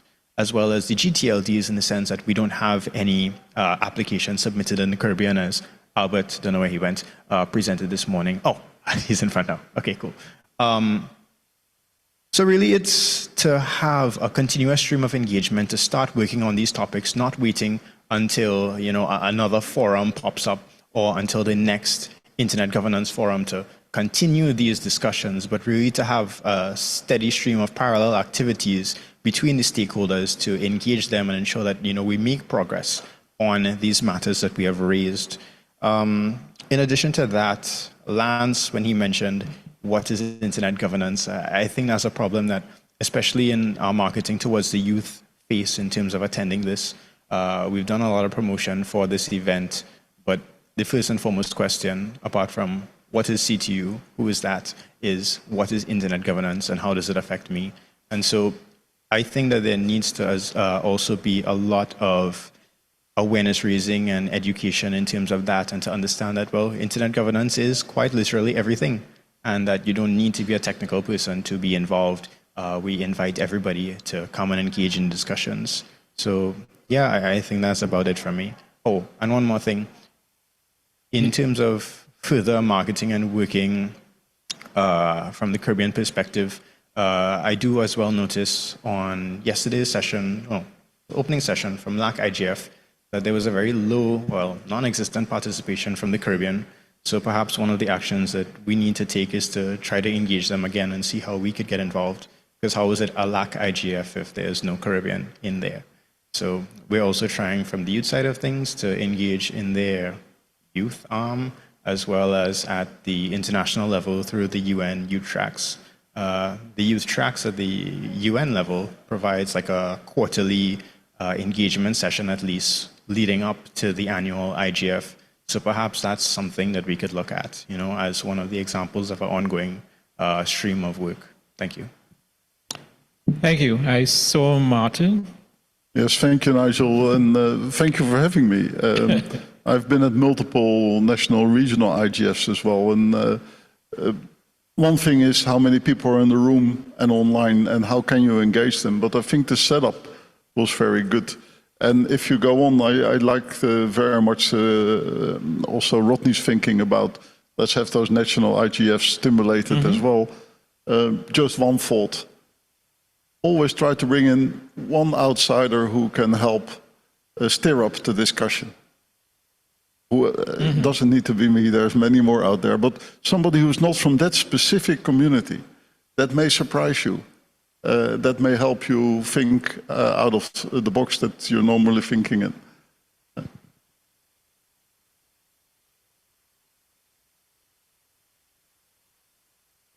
Okay. Deidre Williams, you can go ahead.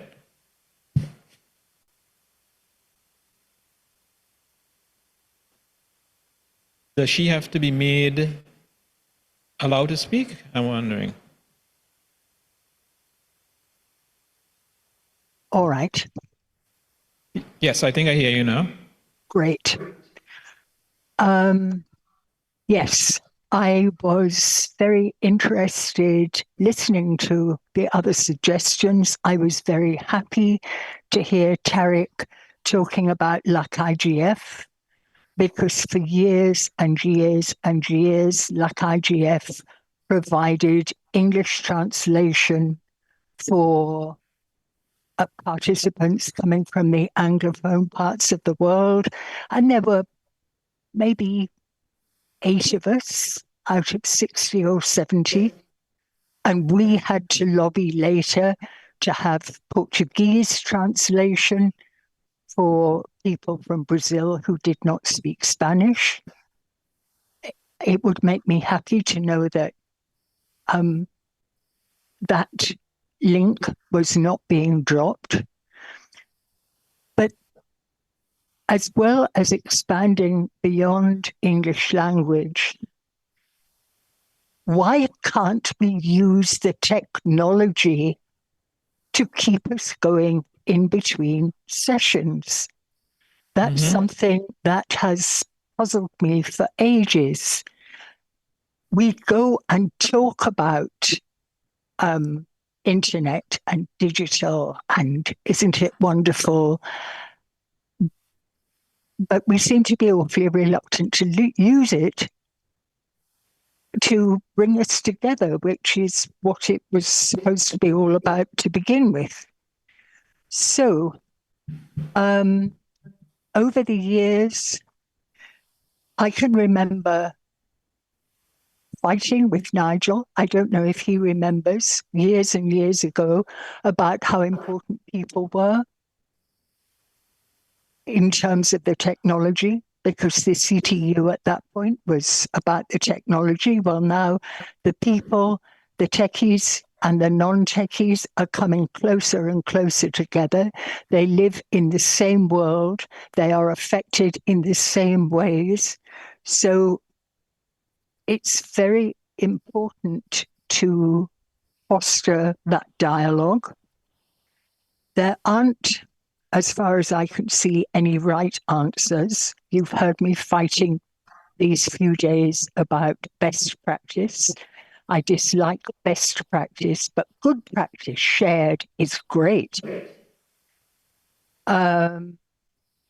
So I would hope that in our online discussions to come, that we will avoid prescription and instead of that look for norms and standards that people can agree to together, so you've got something that really works. And I'm reading my notes, which are not very clearly written. Yes, you want real inclusion. You want some sort of means where a lot of people can each do something very small that aggregates into something significant. And I did fill in the form for the first day, the assessment. I said that it's a pity that people can't be reminded of the values of the internet when it first started. Those values have gone completely now, and with them has gone any spirit of voluntarism. But perhaps if the young people like Tarek, people like the lady I admired very much, who spoke about the legislation in Guyana. I didn't catch your name, but my goodness, I was proud of you. If now I've lost my point completely. If those people could be aware of the values that were there originally, they just might be able to refine them again. They wouldn't look the same, but something similar. And I think that's it for me. Thank you. Thank you very much, Deirdre. Let's move on to Carol. Carol Roach. Oh, yes, and I saw video, so I'll take video after. Okay, thank you. So I'm really just giving a +1 for Tariq. Oh Lord, Denise? Deirdre. Yeah. And with regards to using technology and having what I suppose what IGF calls intercessional work. The International Parliamentary Union, they do little workshops. They had one on AI, they had one on governance, and they do it probably like once a quarter. So it's more bringing the parliamentarians up to speed, knowledge transfer for them. I think we could probably do something like that as well, or even try to get a subgroup out of the parliamentarians to see, I think it's over 100 and something parliamentarians in the union. Do a subgroup Caribbean one and see if we can host a knowledge sharing session. So essentially targeting specific groups and seeing and trying to do something with them. Yeah. Mm-hmm. And you know, people like to be grouped with each other because the conversation is more towards them. So judiciary, parliamentary, tech, universities, academia. Okay. And I guess that's more the high level engagement as well.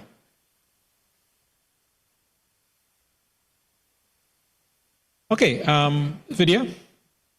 Hi, so good afternoon, everyone. I'm Vijay Kissoon from Guyana. I just want to pay a tribute to Deirdre Williams, who's online. This is like, 2 decades ago, the conversation, as Lance said, we've been having this. So there was something this morning in the in the presentation of the data, in the snapshot of the research that was done. And it was interesting to see that governance had a very low priority. And I was thinking about that coming here, that you want to know about, the experts felt that the people had more concerns about other things rather than how the internet, even though it's important. And I wondered if perhaps, when that report comes out, there should be some discussion as to what's really going on in the region. Is it because in our post-plantation societies, we really feel we have no control over ourselves? Inclusivity was outside of that box, and I know we were very keen about inclusion and gaffing with people because the technology is reaching people. And more, more citizens can actively use it and be impacted negatively by it or positively. And again, there's a sense over we have no control over our destinies anyway, so we really have no interest. And so there's a larger political question to ask, given our history of the Caribbean. And I just wondered, because I thought I'd look for, I was just stunned when I saw that in the report from the experts. And I think Tariq asked that Guyana did not respond to that survey too. So that too gives another question for us, because we're also dealing with this other unknown of the oil and gas. In Guyana, we're preoccupied with it, much less taking on things like artificial intelligence and technology and so on. The second point just to endorse is that this kind of sectoral approach, it was very interesting today that the case study that was presented was within the justice sector. But I don't think there's anyone, I don't recognize anybody here who might have been in the forum from the justice sector. I was having this conversation with Andre about, who's the CJAS, and obviously there's interesting work going on already, which many of us techies don't even know and appreciate. So there's this And we realize that within agriculture, food security, health, we know there are conversations happening around the same issues, how AI would be used, how all of these things, how it has to be governed. So I don't know if the CTU now has to intentionally look back in the CGIF as to how you specifically look, are there some priority Caribbean development issues that you have to go into those sectors intentionally and name them, food security, disaster, you know, those things, and find out what, because I think there are parallel conversations happening within tech in those places, and this is just observing. I hear the call for the National Internet Governance Forum, and I would love if Guyana could have one, but I'm not sure. Maybe our young Officer of Prime Minister, Jennifer from Outreach, and Sadiq, the Internet Governance Officer, might want to, you know, I put them on the spot there to say perhaps this is a conversation that we could be inspired to have, to think about what the challenges would be. And lastly, is how we're imagining the Caribbean. I believe this is still very Anglophone. This particular forum is a very Anglophone forum. So what does that mean when in other spaces we consider the Caribbean as being much larger, you know, including Haiti, Dominican Republic, and so on. So, and again, you know, what are the implications for that? Because in our lives, we might be including the Caribbean, the larger Caribbean outside of this.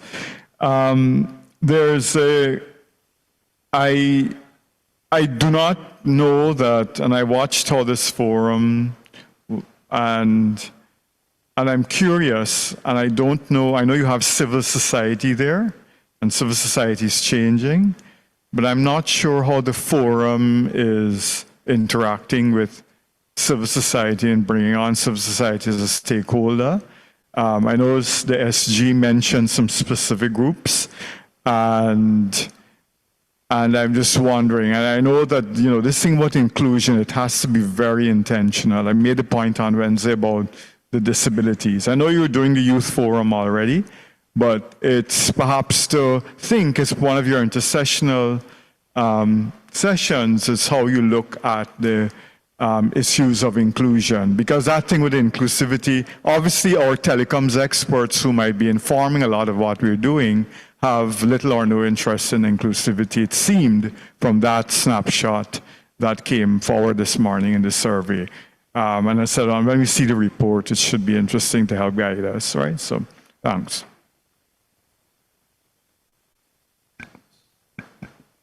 Yes, thank you. I think in our movement to measure better the impacts, that we'll do more analysis on the participation, and that will inform future actions, as you say, with inclusion. You know, it has to be very intentional, as you say. So we have to analyze how we focus on it. Jennifer is one of those persons, apart from myself, who was there in the room and participating at CIGF #1. So happy to hear from you. Thank you, Nigel. I thought you were going to give a bio and tell people my age. Thank you. But yes, I am one of the people who was there in the primary thinking. I'm going to make it short, I think, because I agree with most things said in the room, including even from Lance. We don't usually agree, but today is a good day. I'm kidding. I think that one of the things that's important for me is context, and we have to I'm delighted, first of all, let me congratulate the CTU for pulling this off for 20 years. It's not an easy thing in this region. Secondly, I want to say that I think we need to keep the CIGF but go back to the original, well, not the original ideal, but look at context in the sense that there's several things being done by several people. I think that we need to, one of the things that Lance said is one of the things that keeps me up at night is that as practitioners in the region, I don't think we do enough on a day-to-day basis to demystify all the language in this spectacular sector. So we walk along on cloud nine, having a good time with APIs and all of those things, and everybody else is dumbing it out at the bottom. So I think part of the, one of the things I'm going to agree with Lance is, it's not that we dumb it down, because from a personal perspective, I came to the IGF for many years because I learned a lot. You can't learn you can't learn while you're doing in this region, because you're doing 50 things and you need to learn. But I think we need to look at it again and really crystallize. I do not want another 3-day session. This was hard. A Friday afternoon in the Caribbean is impossible. We're all tired. We're thinking about drinks. We're thinking about the weekend. So again, planning, context, and everything is important. But the point is that we need to perhaps just crystallize on a day where we look at the global perspectives and then we deal with our what I'll call indigenous, for want of a better word, issues on day 2.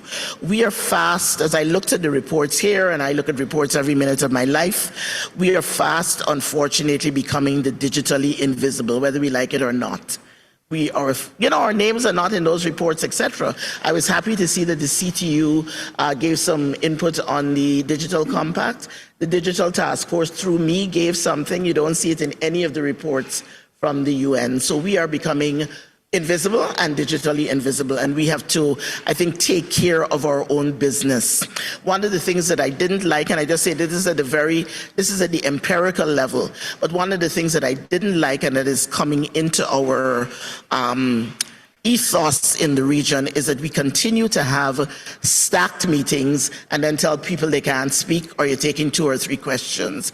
This, we have to decide if this is the forum which will inform us and help people to be informed. We have to make the space in that day's activity to be able to have the questions that are burning on people's minds. If that's not going to happen, we need to be able to inform the process by sending reports, sending things before, sending things early, so that people know.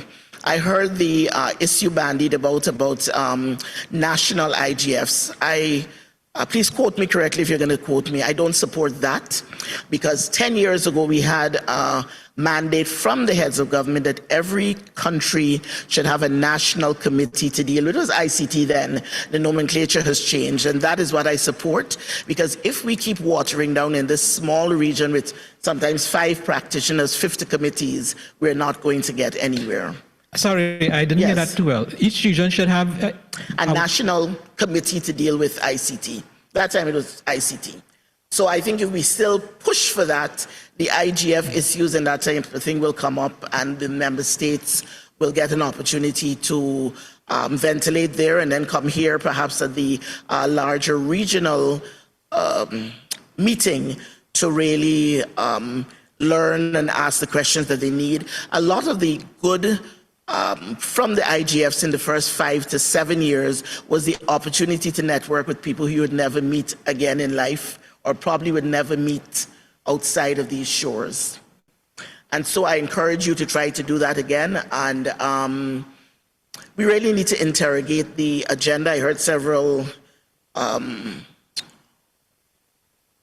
suggestions around the room. I'm not going to replicate what people said, but the last thing I want to say before I forget is we continue to, well, after this room, which I think, as somebody said, you're speaking to the converted already, I would hope that the CTU would open up itself to having probably a webinar sometime before the year ends, to ask the region and other people how they feel about this process and what we should do about it. Because those of us here in the room who are, as you said, converted, will probably come back next year. I won't come back happily if I see it 3 days and, at a certain level, etc. But we will probably come back. So I think it's important, as Vidya mentioned, with the evolving of our civil society, and perhaps getting easier conversations through that civil society body, that we come out into the open and ask questions of the intended audience as to what they would like the IGF to look like in the next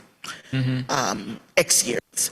I think the last point is, again,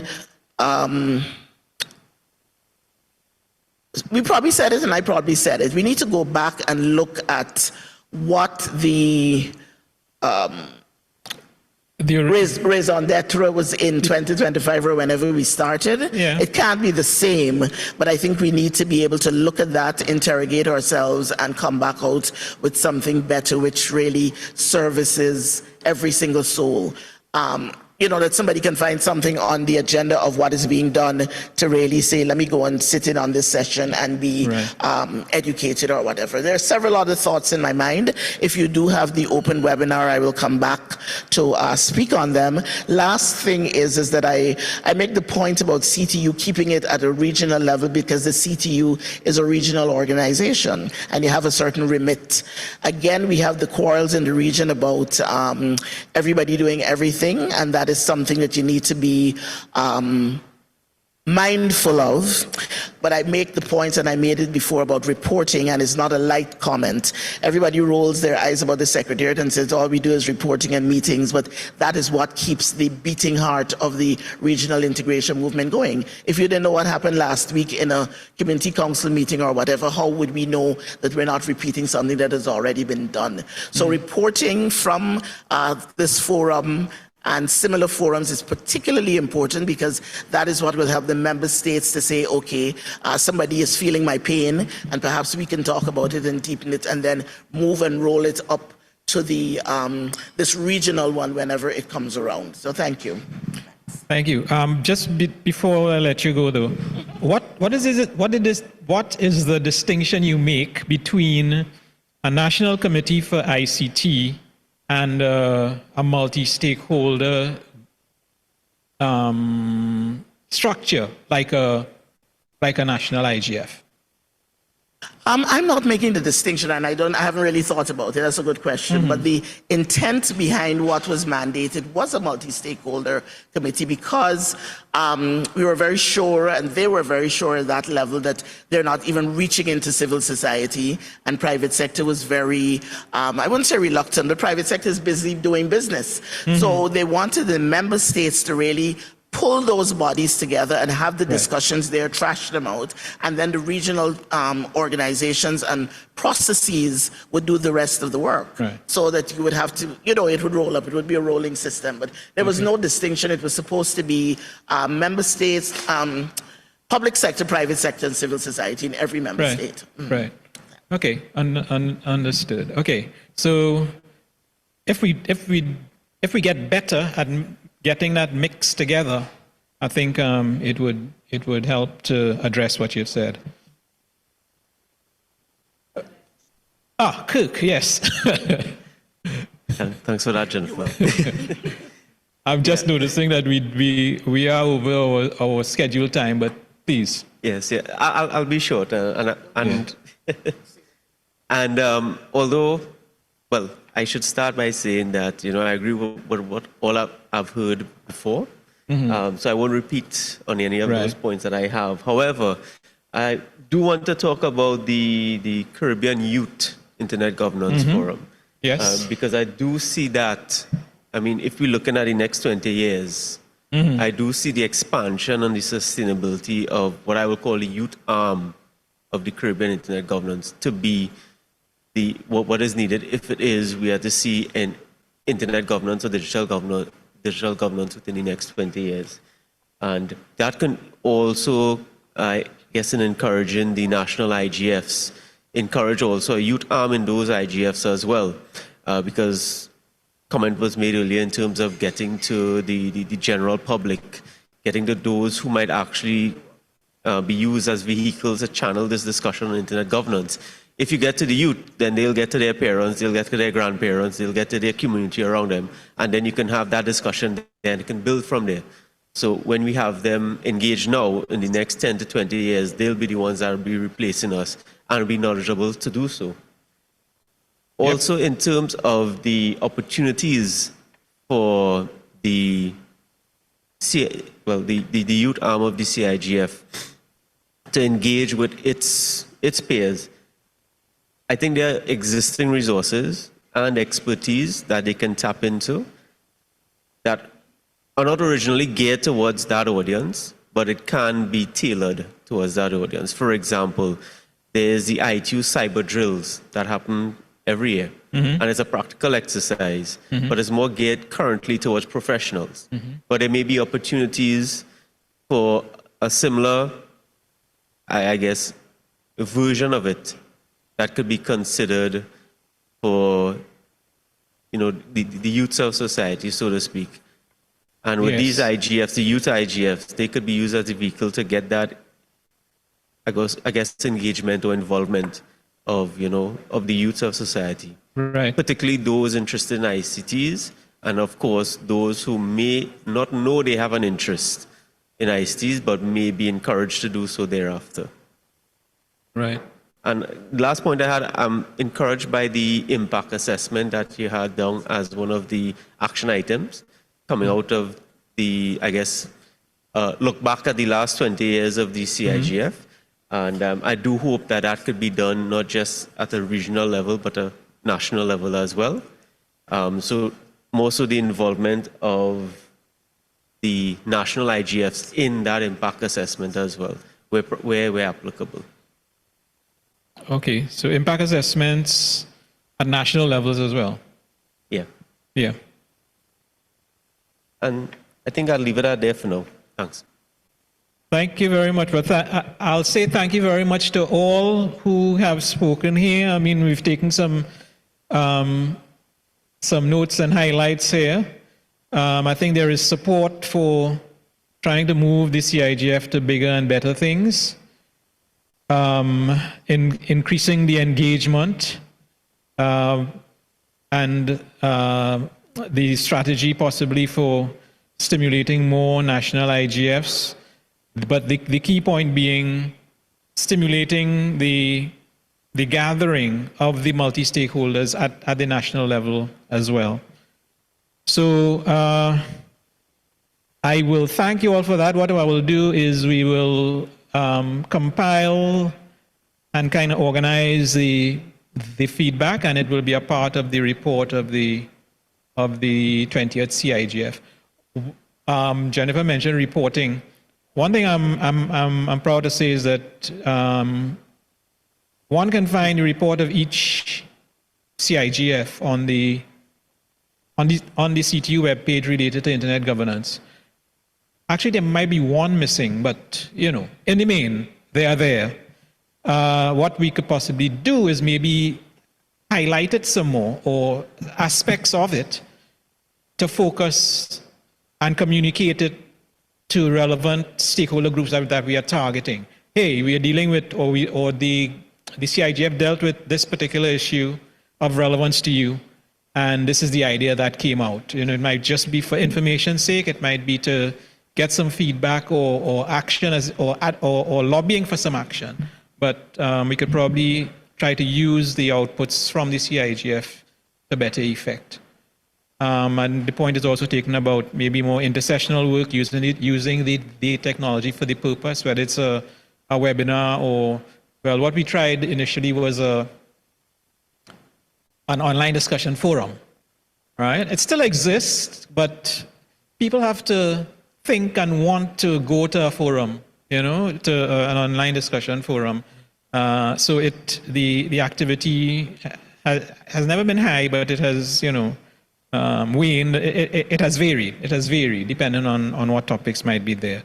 So that's just another one of the options. So I'll say thank you all for the feedback, and we'll process it. And I think take on board as much as we can within the resources that are available. So we'll take a break now, and when we come back, it'll be open mic time, where we will try to catch up with any open questions and take any other issues that you might have. Thank you. 34 years, they need to be looking back. Where we came from, where we want.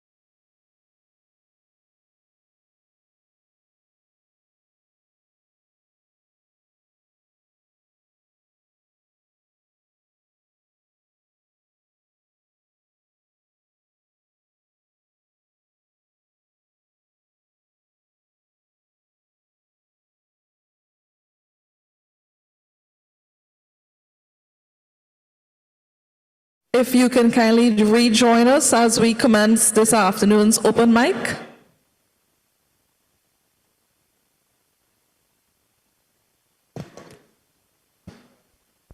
Thanks to those who are staying with us online as well. And this is just a kind reminder for you to fill those evaluation forms for day 1 and day 2 as well. So, ladies and gentlemen, welcome back once again. I hope you had a refreshing coffee break. It is well deserved, I do believe, and our head table can say that as well. We're ready to continue. I'll hand the mic right over to the head table for the open mic.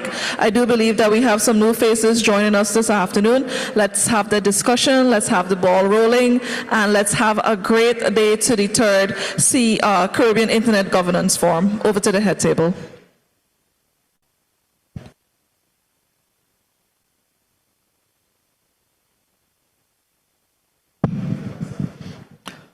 Thank you very much, Jennifer. And yes, folks, this is our open microphone segment. Granted, we just had an open session where we looked at the future of the CIGF, but this one is basically for any comments you might have on the CIGF, on this particular edition, on internet governance in the region or whatever. We basically want to hear from you in terms of your experience, you know, whether the lunch was good or, you know, it's an open mic. So we're waiting for your comments.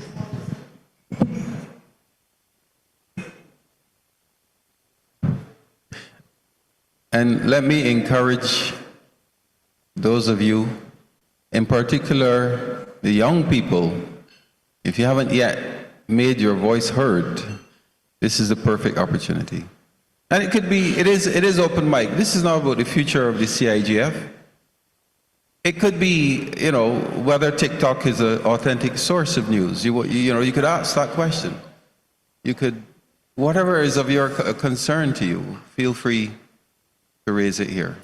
Open mic. Comment, question, anything. Okay, Lance Hines decided to open the batting.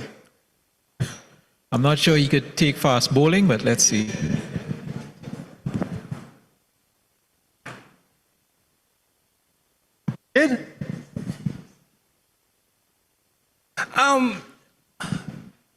It is good to see CTU back after 20 years. This is where I think we started, and with all the dreams and the bright ideas and going forward, and the fact that all credit to CTU, there are not many there are a few organizations you can count on your fingers that continue, apart from your CARICOM organs and others who have been around and lasted. CTU certainly is an organization, and especially in the field that we're in, which has never always gotten the sort of traction that we would like.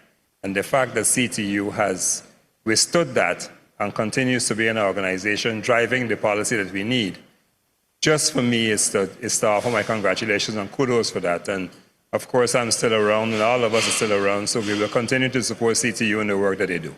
Thank you. Thank you very much for that, Lance. You know, as they say, you work in the vineyard, and it's always good to know their efforts are appreciated. Okay, we are still open.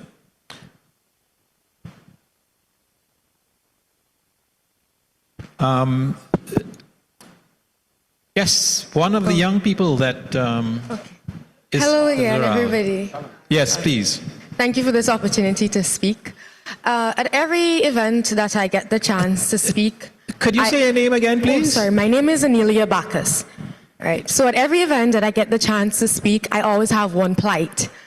And I know that every older, and anybody that is in the 40s, 50s, they will always tell you, keep at it, keep reading, keep studying, keep applying yourself. Those are good things to tell young people.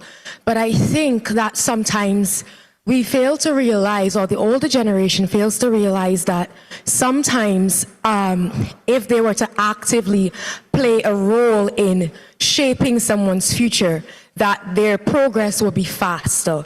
So what I'm trying to say, as I would always say in any event, it's that there should be a bridging of the gap, whereas somebody that is older, that has more knowledge, doesn't just say, go read, apply yourself, but they take that opportunity to invest their wisdom into that person through mentoring them. So I think with what you guys are doing, you're talking about internet governance. Yes, there's youths that are going to study. There are youths that are going to apply themselves in whatever way they can. But I think you should have, in some way, mentorship programs, not just something that you do once a year or every 5 years. It should be something that is actively done, so that in that way you see progress faster. The youth catches up to you faster.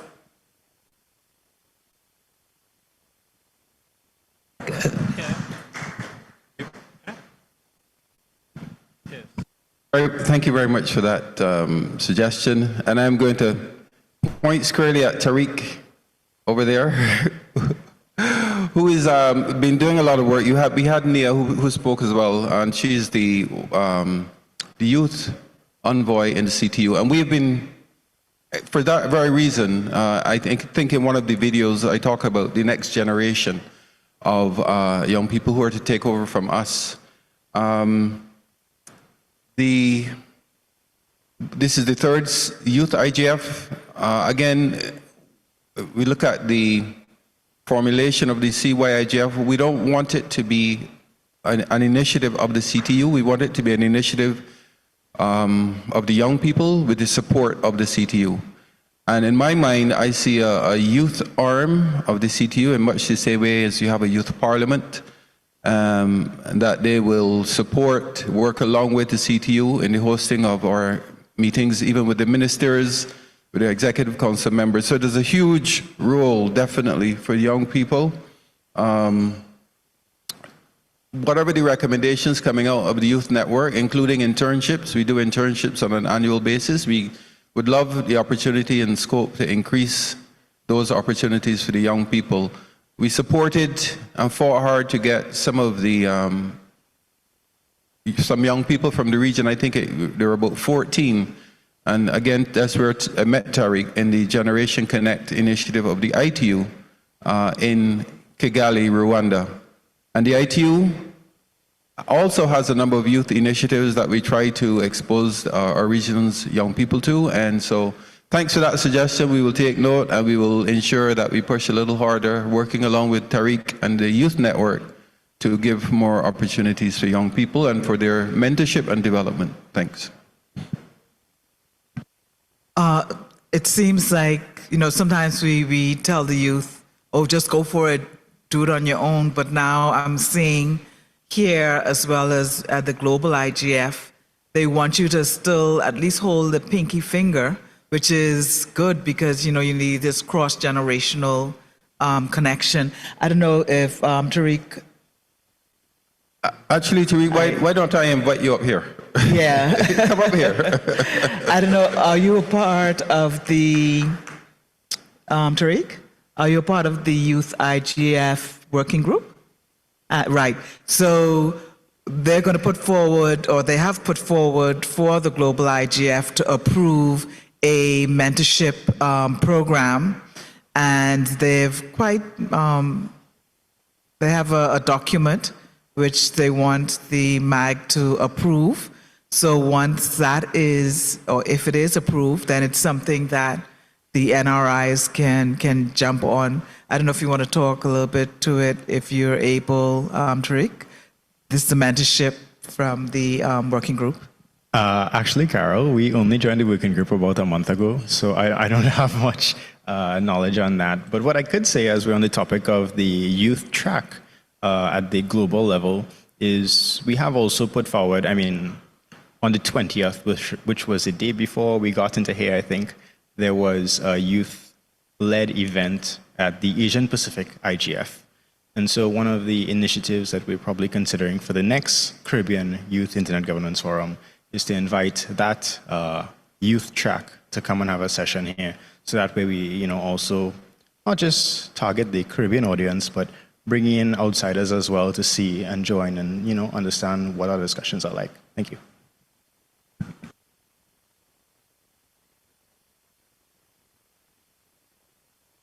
Okay, the floor is still open. I saw a hand flash up just now, but it's well, down. while you determine, while we wait for the next person, I didn't want to forget. I don't think we have a formal vote of thanks, so I don't want to close without acknowledging the support of Jolie McPhee, who has been working with us tirelessly to ensure that we stream the 20th CIGF, and he's been long in the game. We talk about going all the way back. Jolie helped, supports all the ISOC chapters and so on in streaming. When I chaired Barbados ISOC chapter, he was there to help us stream professionally and get the word out. And he's been able to continue doing so with the kind support of Vint Cerf. So I wanted to publicly acknowledge the work that Jolie McPhee has been doing. Yes, with the support of Vint Cerf. And of course, all the partners I spoke of earlier in the week, the TT-MIG, the Internet Society chapters of St. Vincent and the Grenadines and Barbados, and Trinidad and Tobago. The Global Forum on Cyber Expertise, the usual suspects, of course, ARIN, LACNIC, ICANN. And I think in the spirit of multi-stakeholderism, we want to see more logos on this banner, and not at the bottom, at the top. So it's not the Government of Guyana CTU, but it is a real multi-stakeholder in true sense in terms of its planning, execution, and its ongoing work. So I just wanted to say that before. So go ahead. Okay, it's still open. Actually, I promised that I would take a look at the Q&A to see if there were any unanswered questions. I'm not sure if this one was answered, and I think we'd have to call on Andre Griffith to help us with this one. It is from Melissa Buchun.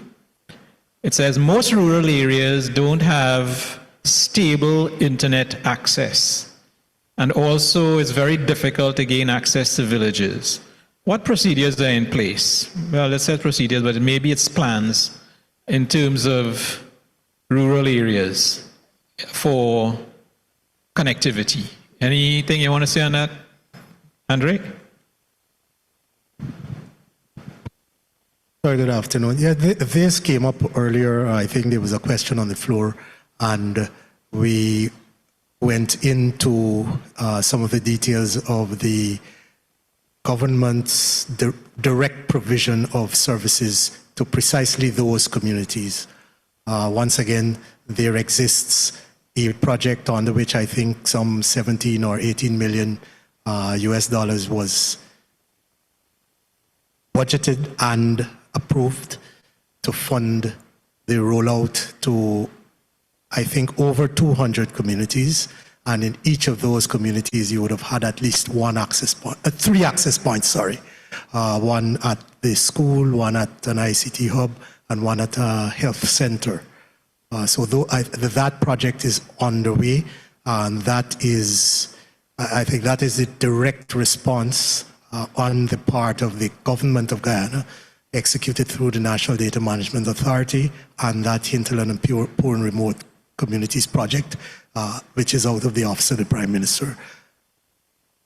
We fully expect that as time goes along, the private operators will move to augment those initial efforts to, as far as possible, extend rural and hinterland coverage with mobile networks. Mobile networks, and indeed, where possible, fixed broadband. But you would recognize that serving those communities, or the issue of universal service or universal access has got to depend not on any one technology, but you're going to have fiber in some places, you're going to have terrestrial fixed wireless in other places, and satellite has to be a part of that mix. So that's really where you see the evolution going. But for the immediate, as we speak, there is a rollout of public internet access points in almost all of the communities, but over the medium to long term, we expect the private operators to complete the picture, so to speak.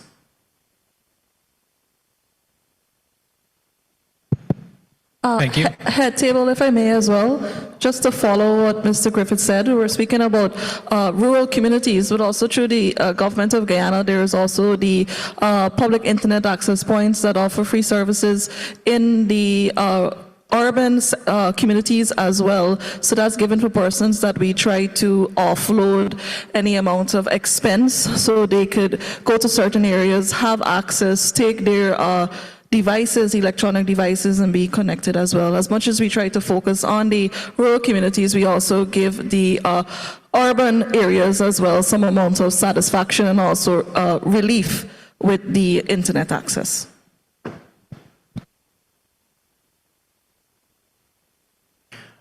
Just to circle back on Carol's question as well as Ms. Bacchus, I think, yes, I got it right. So while I can't speak to the CYIGF mentorship initiatives, I do also want to mention that there are a number of initiatives from the Internet Organization, such as ICANN with their Next Gen, as well as their fellowship programs. Albert Daniels is here. You could probably talk to him after for some opportunities for both students as well as young professionals. I believe ISOC also has a young development program that offers mentorship and training, as well as Lideris, which is our LACNIC program. Yeah, leader? Yes. Yes, yes. The LACNIC Lideris program, which allows you to do a short research project as well through mentorship with a seasoned professional. Some of them have included Nigel as a mentor in the past, and we had some youth from Trinidad and Tobago who participated in that. So there are some more localized point contacts that exist right now that you could also reach out to. And yeah, those that are here, we could set you up. Albert? Thanks, Tariq. I was actually preparing to go across to that table to tell them about the fellowship program and the Next Gen program. So, well, I only see ladies across there, but ladies, if you have 5 minutes, after we're done, I will come to that table and just introduce you to the Next Gen program for students and the fellowship program, which are programs which involve mentorship, but can get you physically to an ICANN meeting where you can participate and learn more about how you can participate. And permit me to just say that I actually forgot that with the kind support of the Telecoms Authority of Trinidad and Tobago, represented here, we were able to support the participation of Tariq as a young person in the World Radio Conference in Dubai. And if we had at least 3 or 4 more regulators, or any entity willing to put the resources, we would have been able to take a lot more, right? And I had some pushback. People saying the conference is too technical for a young person. When are they going to learn? When are they going to contribute and support, if not now? And I'll just add to that Tariq thing by saying that it was open to young people from the Caribbean, and we had applications from the Caribbean, and there was a selection process, right? So it's not just Trinidad and Tobago, right? So we are trying to create opportunities for young people from the Caribbean to have appropriate experiences. Thanks. Hi there, Martin again. I'm also teaching some of the online courses by Internet Society Foundation on internet governance. And one of the most effective ones was actually last month. And it was a group of Asian Pacific people that were also supported to go to the Asian Pacific IGF. The percentage of participation, the dedication to the work was even higher. So what you can do is maybe for next time, maybe even work with Internet Society Foundation or set up your own online course to prepare people to be as effective as possible here to train them, to give you the opportunity to really dive in. And then if technical issues come up, it's not scary because you can park it. You know where it fits. If governance issues come up, same thing, legal issues, whatever. So we can really prepare well, and the good thing about the Internet Society is they will be willing to share that. And maybe they were even willing to sponsor a course online in preparation for the next CYIGF. And yes, and if we didn't acknowledge it, and I don't think I said it, but the Internet Society is supporting this CIGF. So, that suggestion in terms of preparation, I think we can, in the future, use the resources for exactly that purpose. Video.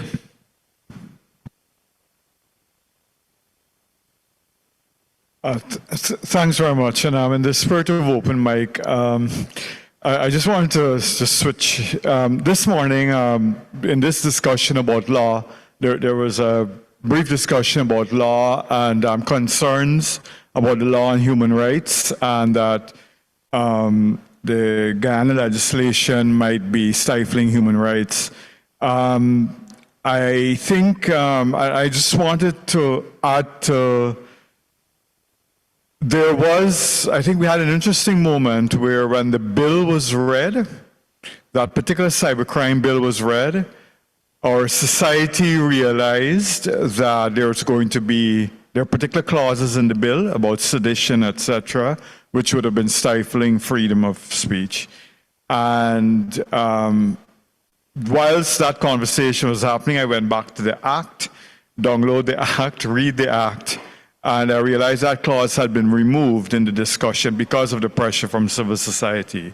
And, so I think because we were online, and just in case people think, it was an important time for us to be vigilant, because people would not, as we don't think we think these things might be technical and not affect us and so on. But we had to read and see. And I believe recently, and I might stand corrected, I know a lot of the offenses under the Cybercrime Act have been in the context of perhaps things like revenge porn and so on, gender-based violence.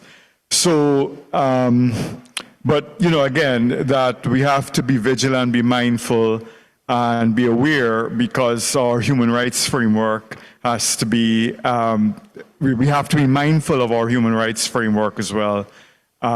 In all of these discussions. So I know that concern was raised, but I know as a citizen, I feel fairly confident that we dealt with that, and that we have, I think the avenue, I think Andrea was saying, we should talk to our legislators and so on, but that was the thing, that we have to really remain engaged as citizens, because we will never realize what is happening. Lance brought up the age-old discussion about intellectual property in Guyana, and that's going to be a never-ending conversation. I just want to acknowledge the presence of Ray Wiltshire, who is the guy who is filming us here. He's actually a filmmaker who's been producing films in this current intellectual property desert that we're in. But these are just some of the things are evolving, things are changing, and it's so many different dimensions. And I hope that with the resources that are available, that we understand that we have to involve other people in these discussions and have perhaps specific discussions to help us understand some of these things. How do we protect our rights with all of this that is going on, and not end up being further oppressed or so.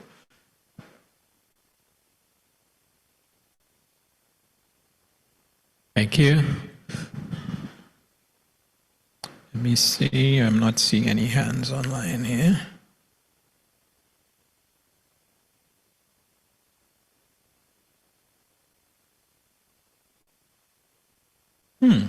This is a new one. There was a question from Guadeloupe. I didn't see this before. In fact, it just came for 4:15. Since the beginning of June, we've seen a resurgence of DDoS attacks in the Caribbean. Paradoxically, monitoring tools show us that the attacks come from everywhere except the Caribbean. Couldn't we have our own addressing systems as a good student and thus avoid all these attacks? Well, unfortunately, the internet is a global network of networks. So I don't think addressing alone would protect one if you want to be on the global internet. I don't know if anybody else wants to comment on that. I mean, yeah. Well, you didn't see me because I'm sitting behind you. I hear the comment, and in some ways it makes sense, but it's like, if I hide, if I duck, they won't see me and I won't get hit. Don't count on it on the long run. Prepare for being as sturdy, as secure and as stable as you can be by adopting modern internet standards, by adopting good practices. What I want to comment on is the fact that that comment came from a French territory in English. And this is one of the types of situations that ICANN is trying to address every time that we speak about inclusivity. When you go to an ICANN meeting, there's translation in 6 United Nations languages and Portuguese, because what the organization attempts to do is lower the bar enough so that everyone, every stakeholder from every part of the globe can actually participate. This is why we introduced internationalized domain names. Domain names in scripts other than what we are accustomed to, A to Z, 0 to 9. And I think even from a Caribbean perspective, we need to drill a little bit deeper into that issue. In Lacrallo, for example, the issue of language. Who are we talking about when we speak about the Caribbean? Does it include the French Caribbean? Does it include the Dutch Caribbean? Is that something that we should be paying attention to? So I think these are all issues that we need to bring to the surface so that they are addressed. Betty Forster has been a perennial participant in ICANN. She's from Guadeloupe. I met her many years ago at a computer something in the Dominican Republic. But French territories like Martinique and Guadeloupe are considered Europe. And even within ICANN, they are put in a different category to the rest of the Caribbean. I can see Martinique from my home, which is St. Lucia, my second home, for those who think I'm Guyanese. Yeah, but I think the whole issue of language and culture and territory is something that we also need to pay some attention to.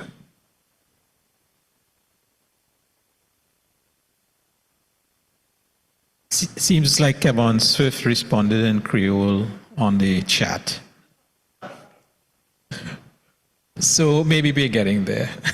Well, I would also say on the issue of DDoS, and of course we dealt with that topic specifically on in the GFCE facilitated workshop on DDoS attack mitigation.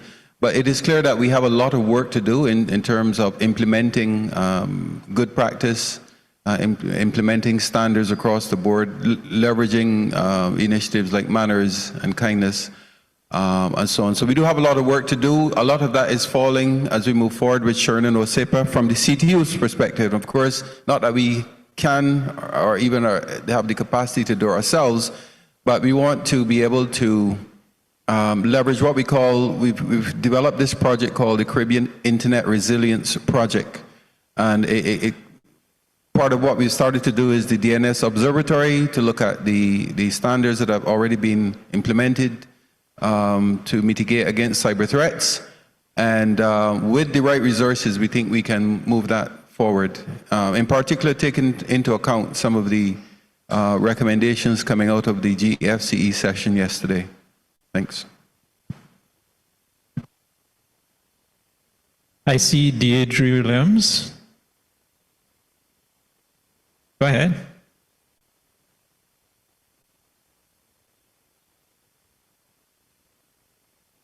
Thank you. Yes. First of all, I'm glad that Albert repeated again the need to understand that not everybody in the Caribbean speaks English. But on another note, this morning, when I got up, I was looking at the news on the internet, and three things caught my attention. They were things that were based in the UK because no. They were not things. The problem was in the UK. The thing itself was not based in the UK.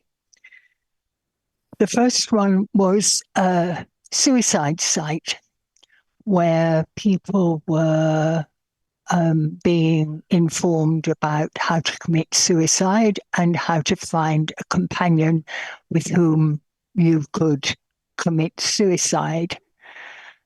It was causing tremendous grief, and it wasn't in the UK. Access to that website, I'm sure, is available down here. We've talked about child pornography. I find it an enormously painful topic, not least because we chase pornographers. But I asked yesterday, how often are the children rescued? Nobody's given me an answer about that yet. And that happens here too. We saw the information, was it from UNESCO or ITU yesterday afternoon? Those sites are not necessarily in the Caribbean. And the other one, the third one I saw this morning, was about Northern Ireland, which happens to be where I grew up. And it was about housing sites. And it was about how two of them had amalgamated, and now they were controlling housing prices because there was nobody else. Somebody was trying to set up an alternative, but it hadn't happened yet. That can happen here too. That can happen here very easily indeed. So I think that we need to start forgetting that we are on the edge of a world and start remembering that we are slap in the middle of it, and that the bad things that happen other places happen in this place as well. Thank you. They do indeed. I think on the victims statistic that you mentioned, the victims question that you mentioned, how many get rescued. I think there was a comment from the presenter yesterday in terms of the number. I can't remember if it was a percentage or a number that she mentioned, but it was the minority. Certainly was the minority of the cases presented, if I remember correctly.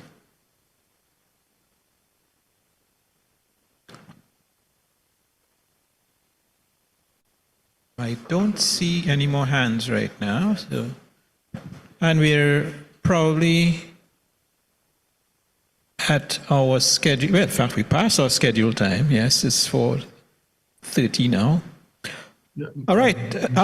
We do have a hand, Matthew Cohen, and I think he's from one of those French territories. Matthew, please go ahead. Yeah, can you hear me okay? Yes, we're hearing you. Okay, great. Thank you. So I just wanted to thank everybody, obviously, for this 3 days, which have been very interesting as always. I'm based in Martinique. I have a distinctly British accent because I'm from the UK originally, but I've been here over 20 years now. I kind of wanted to echo a number of thoughts about inclusion, particularly from the non-English speaking Caribbean. I know that the Caribbean is split up in terms of the kind of organizations like CARICOM and so on and so forth, and those kinds of structures dictate a little bit of how some of those things happen. But I do think it would be very useful and very helpful to have a lot more reach out to the non-English speaking organizations, despite the difficulties that were so rightly highlighted about, obviously, Martinique, Guadeloupe, French Guyana, and also St. Martin and St. Bart's are considered Europe. And so there are difficulties along that. Difficulties, in my view, are only opportunities to do something about that and maybe see how a lot of the things can be done in a much more collaborative and collective manner. So really, I think if I've got one thing to say, I think one of the things that I'm particularly sensitive to is how little data there is. And I'd echo a lot of what was said earlier today in the earlier session about having access, or at least being able to develop that data so that we can have a lot more visibility on things. And sometimes that data has to come from outside the territory, or at least outside the immediate territories, to make sense of that.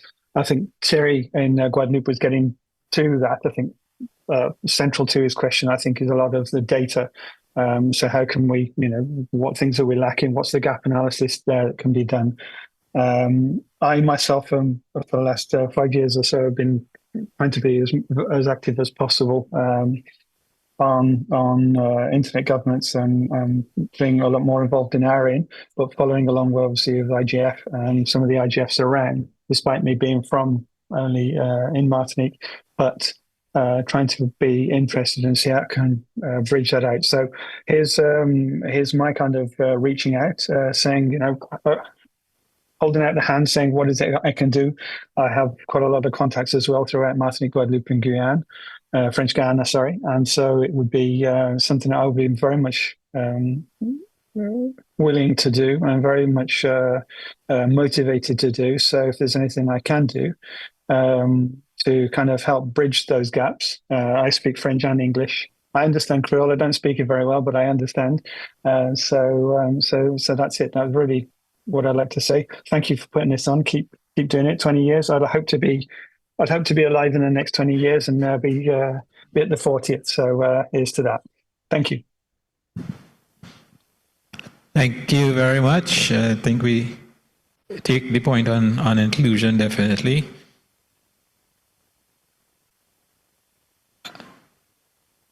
All right, so I think we'll probably bring the open mic to a close at this point. You're seeing a hand?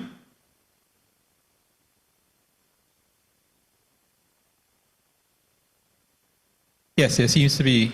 Yes, yeah.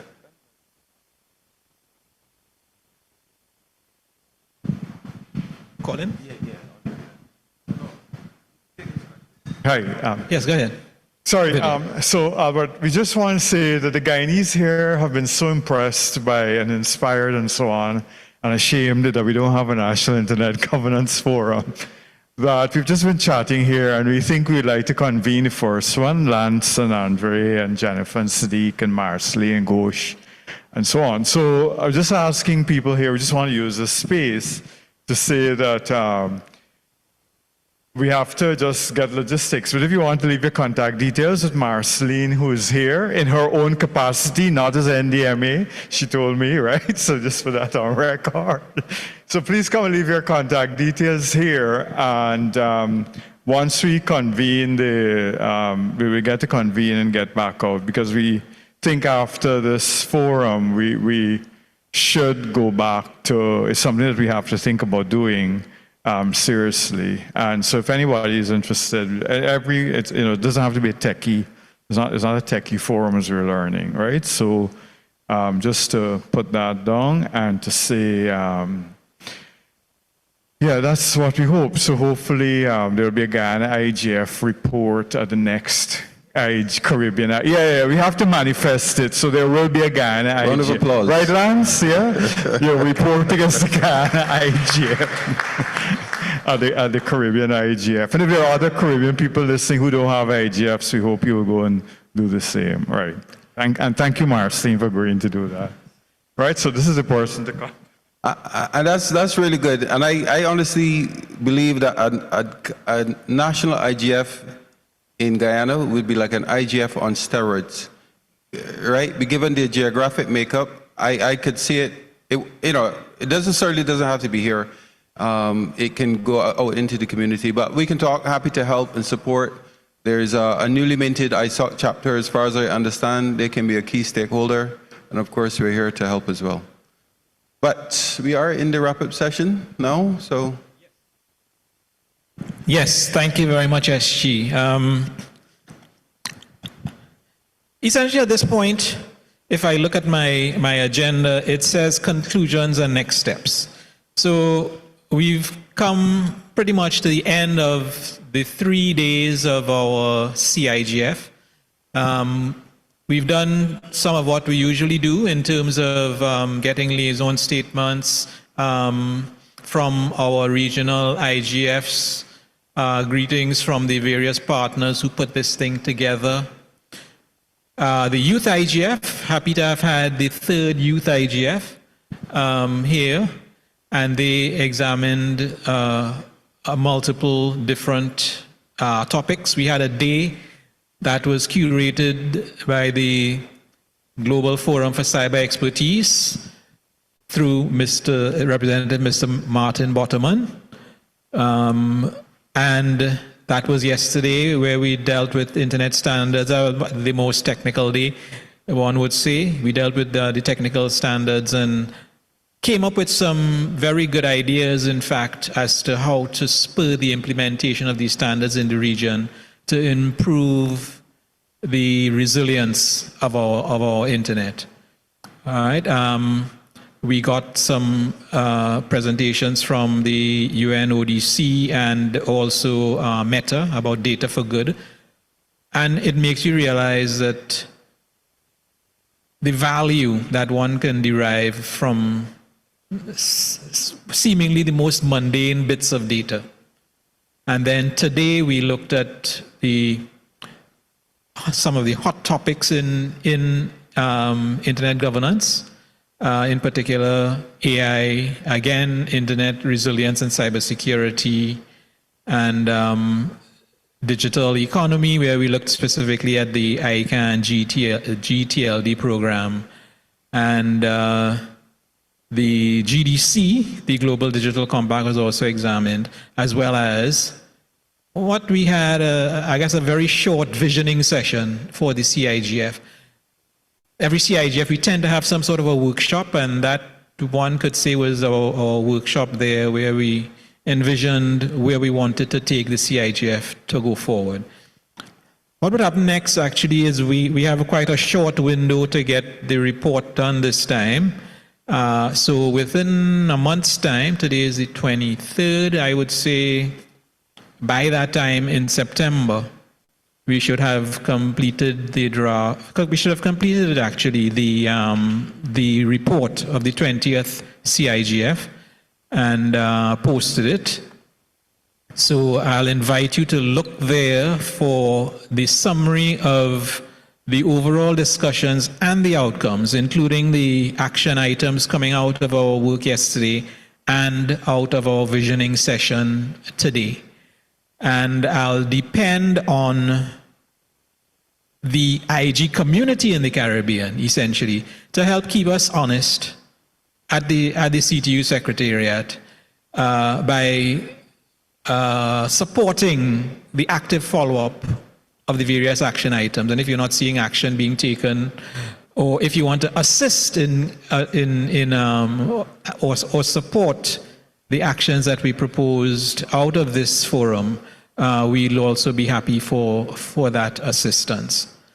So that's what I would say you can expect in the very near term. The specific actions we would have to prioritize in terms of our own resources as to how much we could, how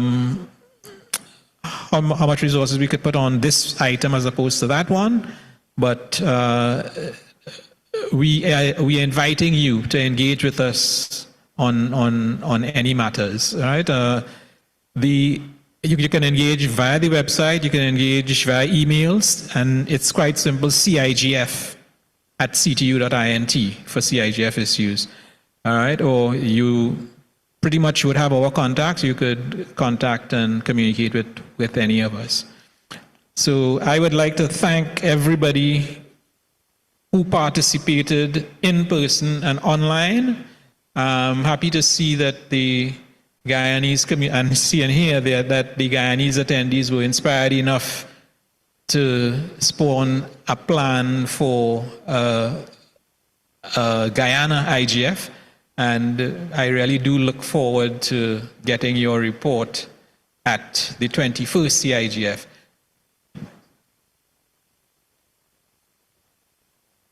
Yeah.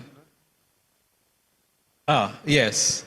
At the 21st CIGF, and actually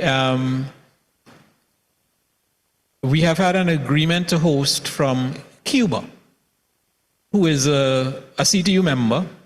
And as far as inclusion is concerned, I think that would be a tangible demonstration of our efforts to include all the Caribbean, not just the English-speaking Caribbean. So the plans are quite preliminary right now, but we, and to make that happen, we definitely would have to have language translation and all that sort of stuff. So it will take some more resources. And, but we have a year's notice, so let's see how we can make that happen. So hopefully we'll be able to get a report from the Guyana IGF at the 21st CIGF. And we will begin implementing some of the flagship type ideas that were given at this afternoon session. So let me stop here and probably let SG Taylor say a few words. Well, I won't say much because we've already been chastised for working late on a Friday. So, so let me just express my appreciation to the gentleman to my right, because without him, this would not have happened, and it would not have happened in the manner. So please, a round of applause, Mr. Andre Lever. So while it is not a government forum, very often we do need the support of government to help us defray the costs of hosting and so on. And so we're able to do that with the kind support of the Telecoms Agency under the Office of the Prime Minister. So we've had a long 3 days of talking. I just want to express my appreciation for all of you who've flown from far and from near, who've spent the 3 days with us, who's given up your time. I want to sincerely thank our mistress of ceremony, Jennifer, for doing an excellent job, and to our engineers, camera people, everything that, a round of applause. I was watching on all of the platforms. I was on Facebook, I was on YouTube, I was on the ISOC streaming, and it looked very professional, so it was very well done. And so on that note, I will hand over to Andre as well for just a few closing remarks. Thank you. Thank you very much, Secretary General. First and foremost, there's one slight correction. This event did have the absolute support of Government of Guyana. We did have it was in fact the Cabinet which very early on gave us the go-ahead to do this and approve the budget. And even when we were overtaken by the events of the NTC, the resources that were needed to come to this venue were readily, the decision was readily approved by PM. So feel assured and rest assured that the CTU, we are a member of the CTU, and CTU and the CIGF continue to enjoy the full support of Government of Guyana. And the Telecommunications Agency, of course, is pleased to be associated with this. I wish to echo without necessarily repeating the thanks that you have given to the various stakeholders and partners who have come together to put this on. It only remains for me to thank the CTU itself. I know you will not have thanked yourself. Please let me do that for you. The one that I will duplicate is thanks to all of the participants here in person and online. The one thing I would like to say and to leave us with, this very last initiative that Vidya spoke to, which is to try to get people in the room to come together to see if we can have independent actors just come treat with the technology, treat with the issues that confront us as a society in a neutral manner, especially the young people. You may have come to this conference. It might be billed as a technical conference, but I can tell you, when we go to things like, for example, the World Radio Communications Conference, which deals with issues of broadcasting, what spectrum, radio frequency spectrum to allocate to different services.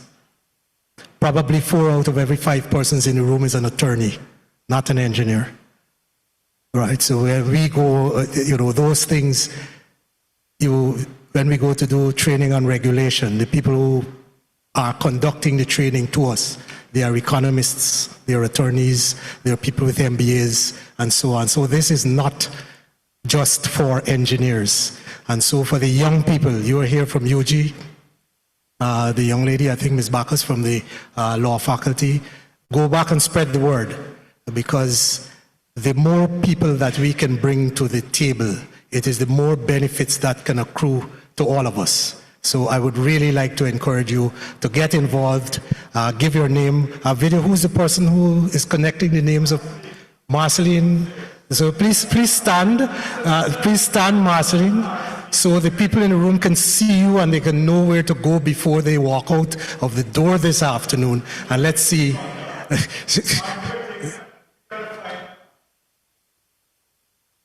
Yes, but it starts with just giving your name and your contact details, so that when we form the WhatsApp group and send out the message, we know, you know what is going on. So that is what I will close with. I hope, Jennifer, your name is going to be on the list.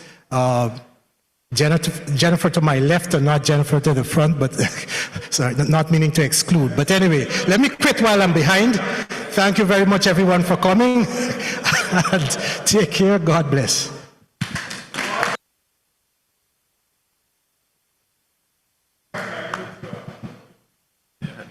And before we cut the stream, let me shout out my CTU staff at Trinidad and Tobago who could not be here. Tremendous support behind the scenes, logistically, agenda-wise, preparing all the scripts to make sure that everything runs smoothly. So thank you all very much from the bottom of my heart. Enjoy the rest of your evening until CIGF 21. All the best.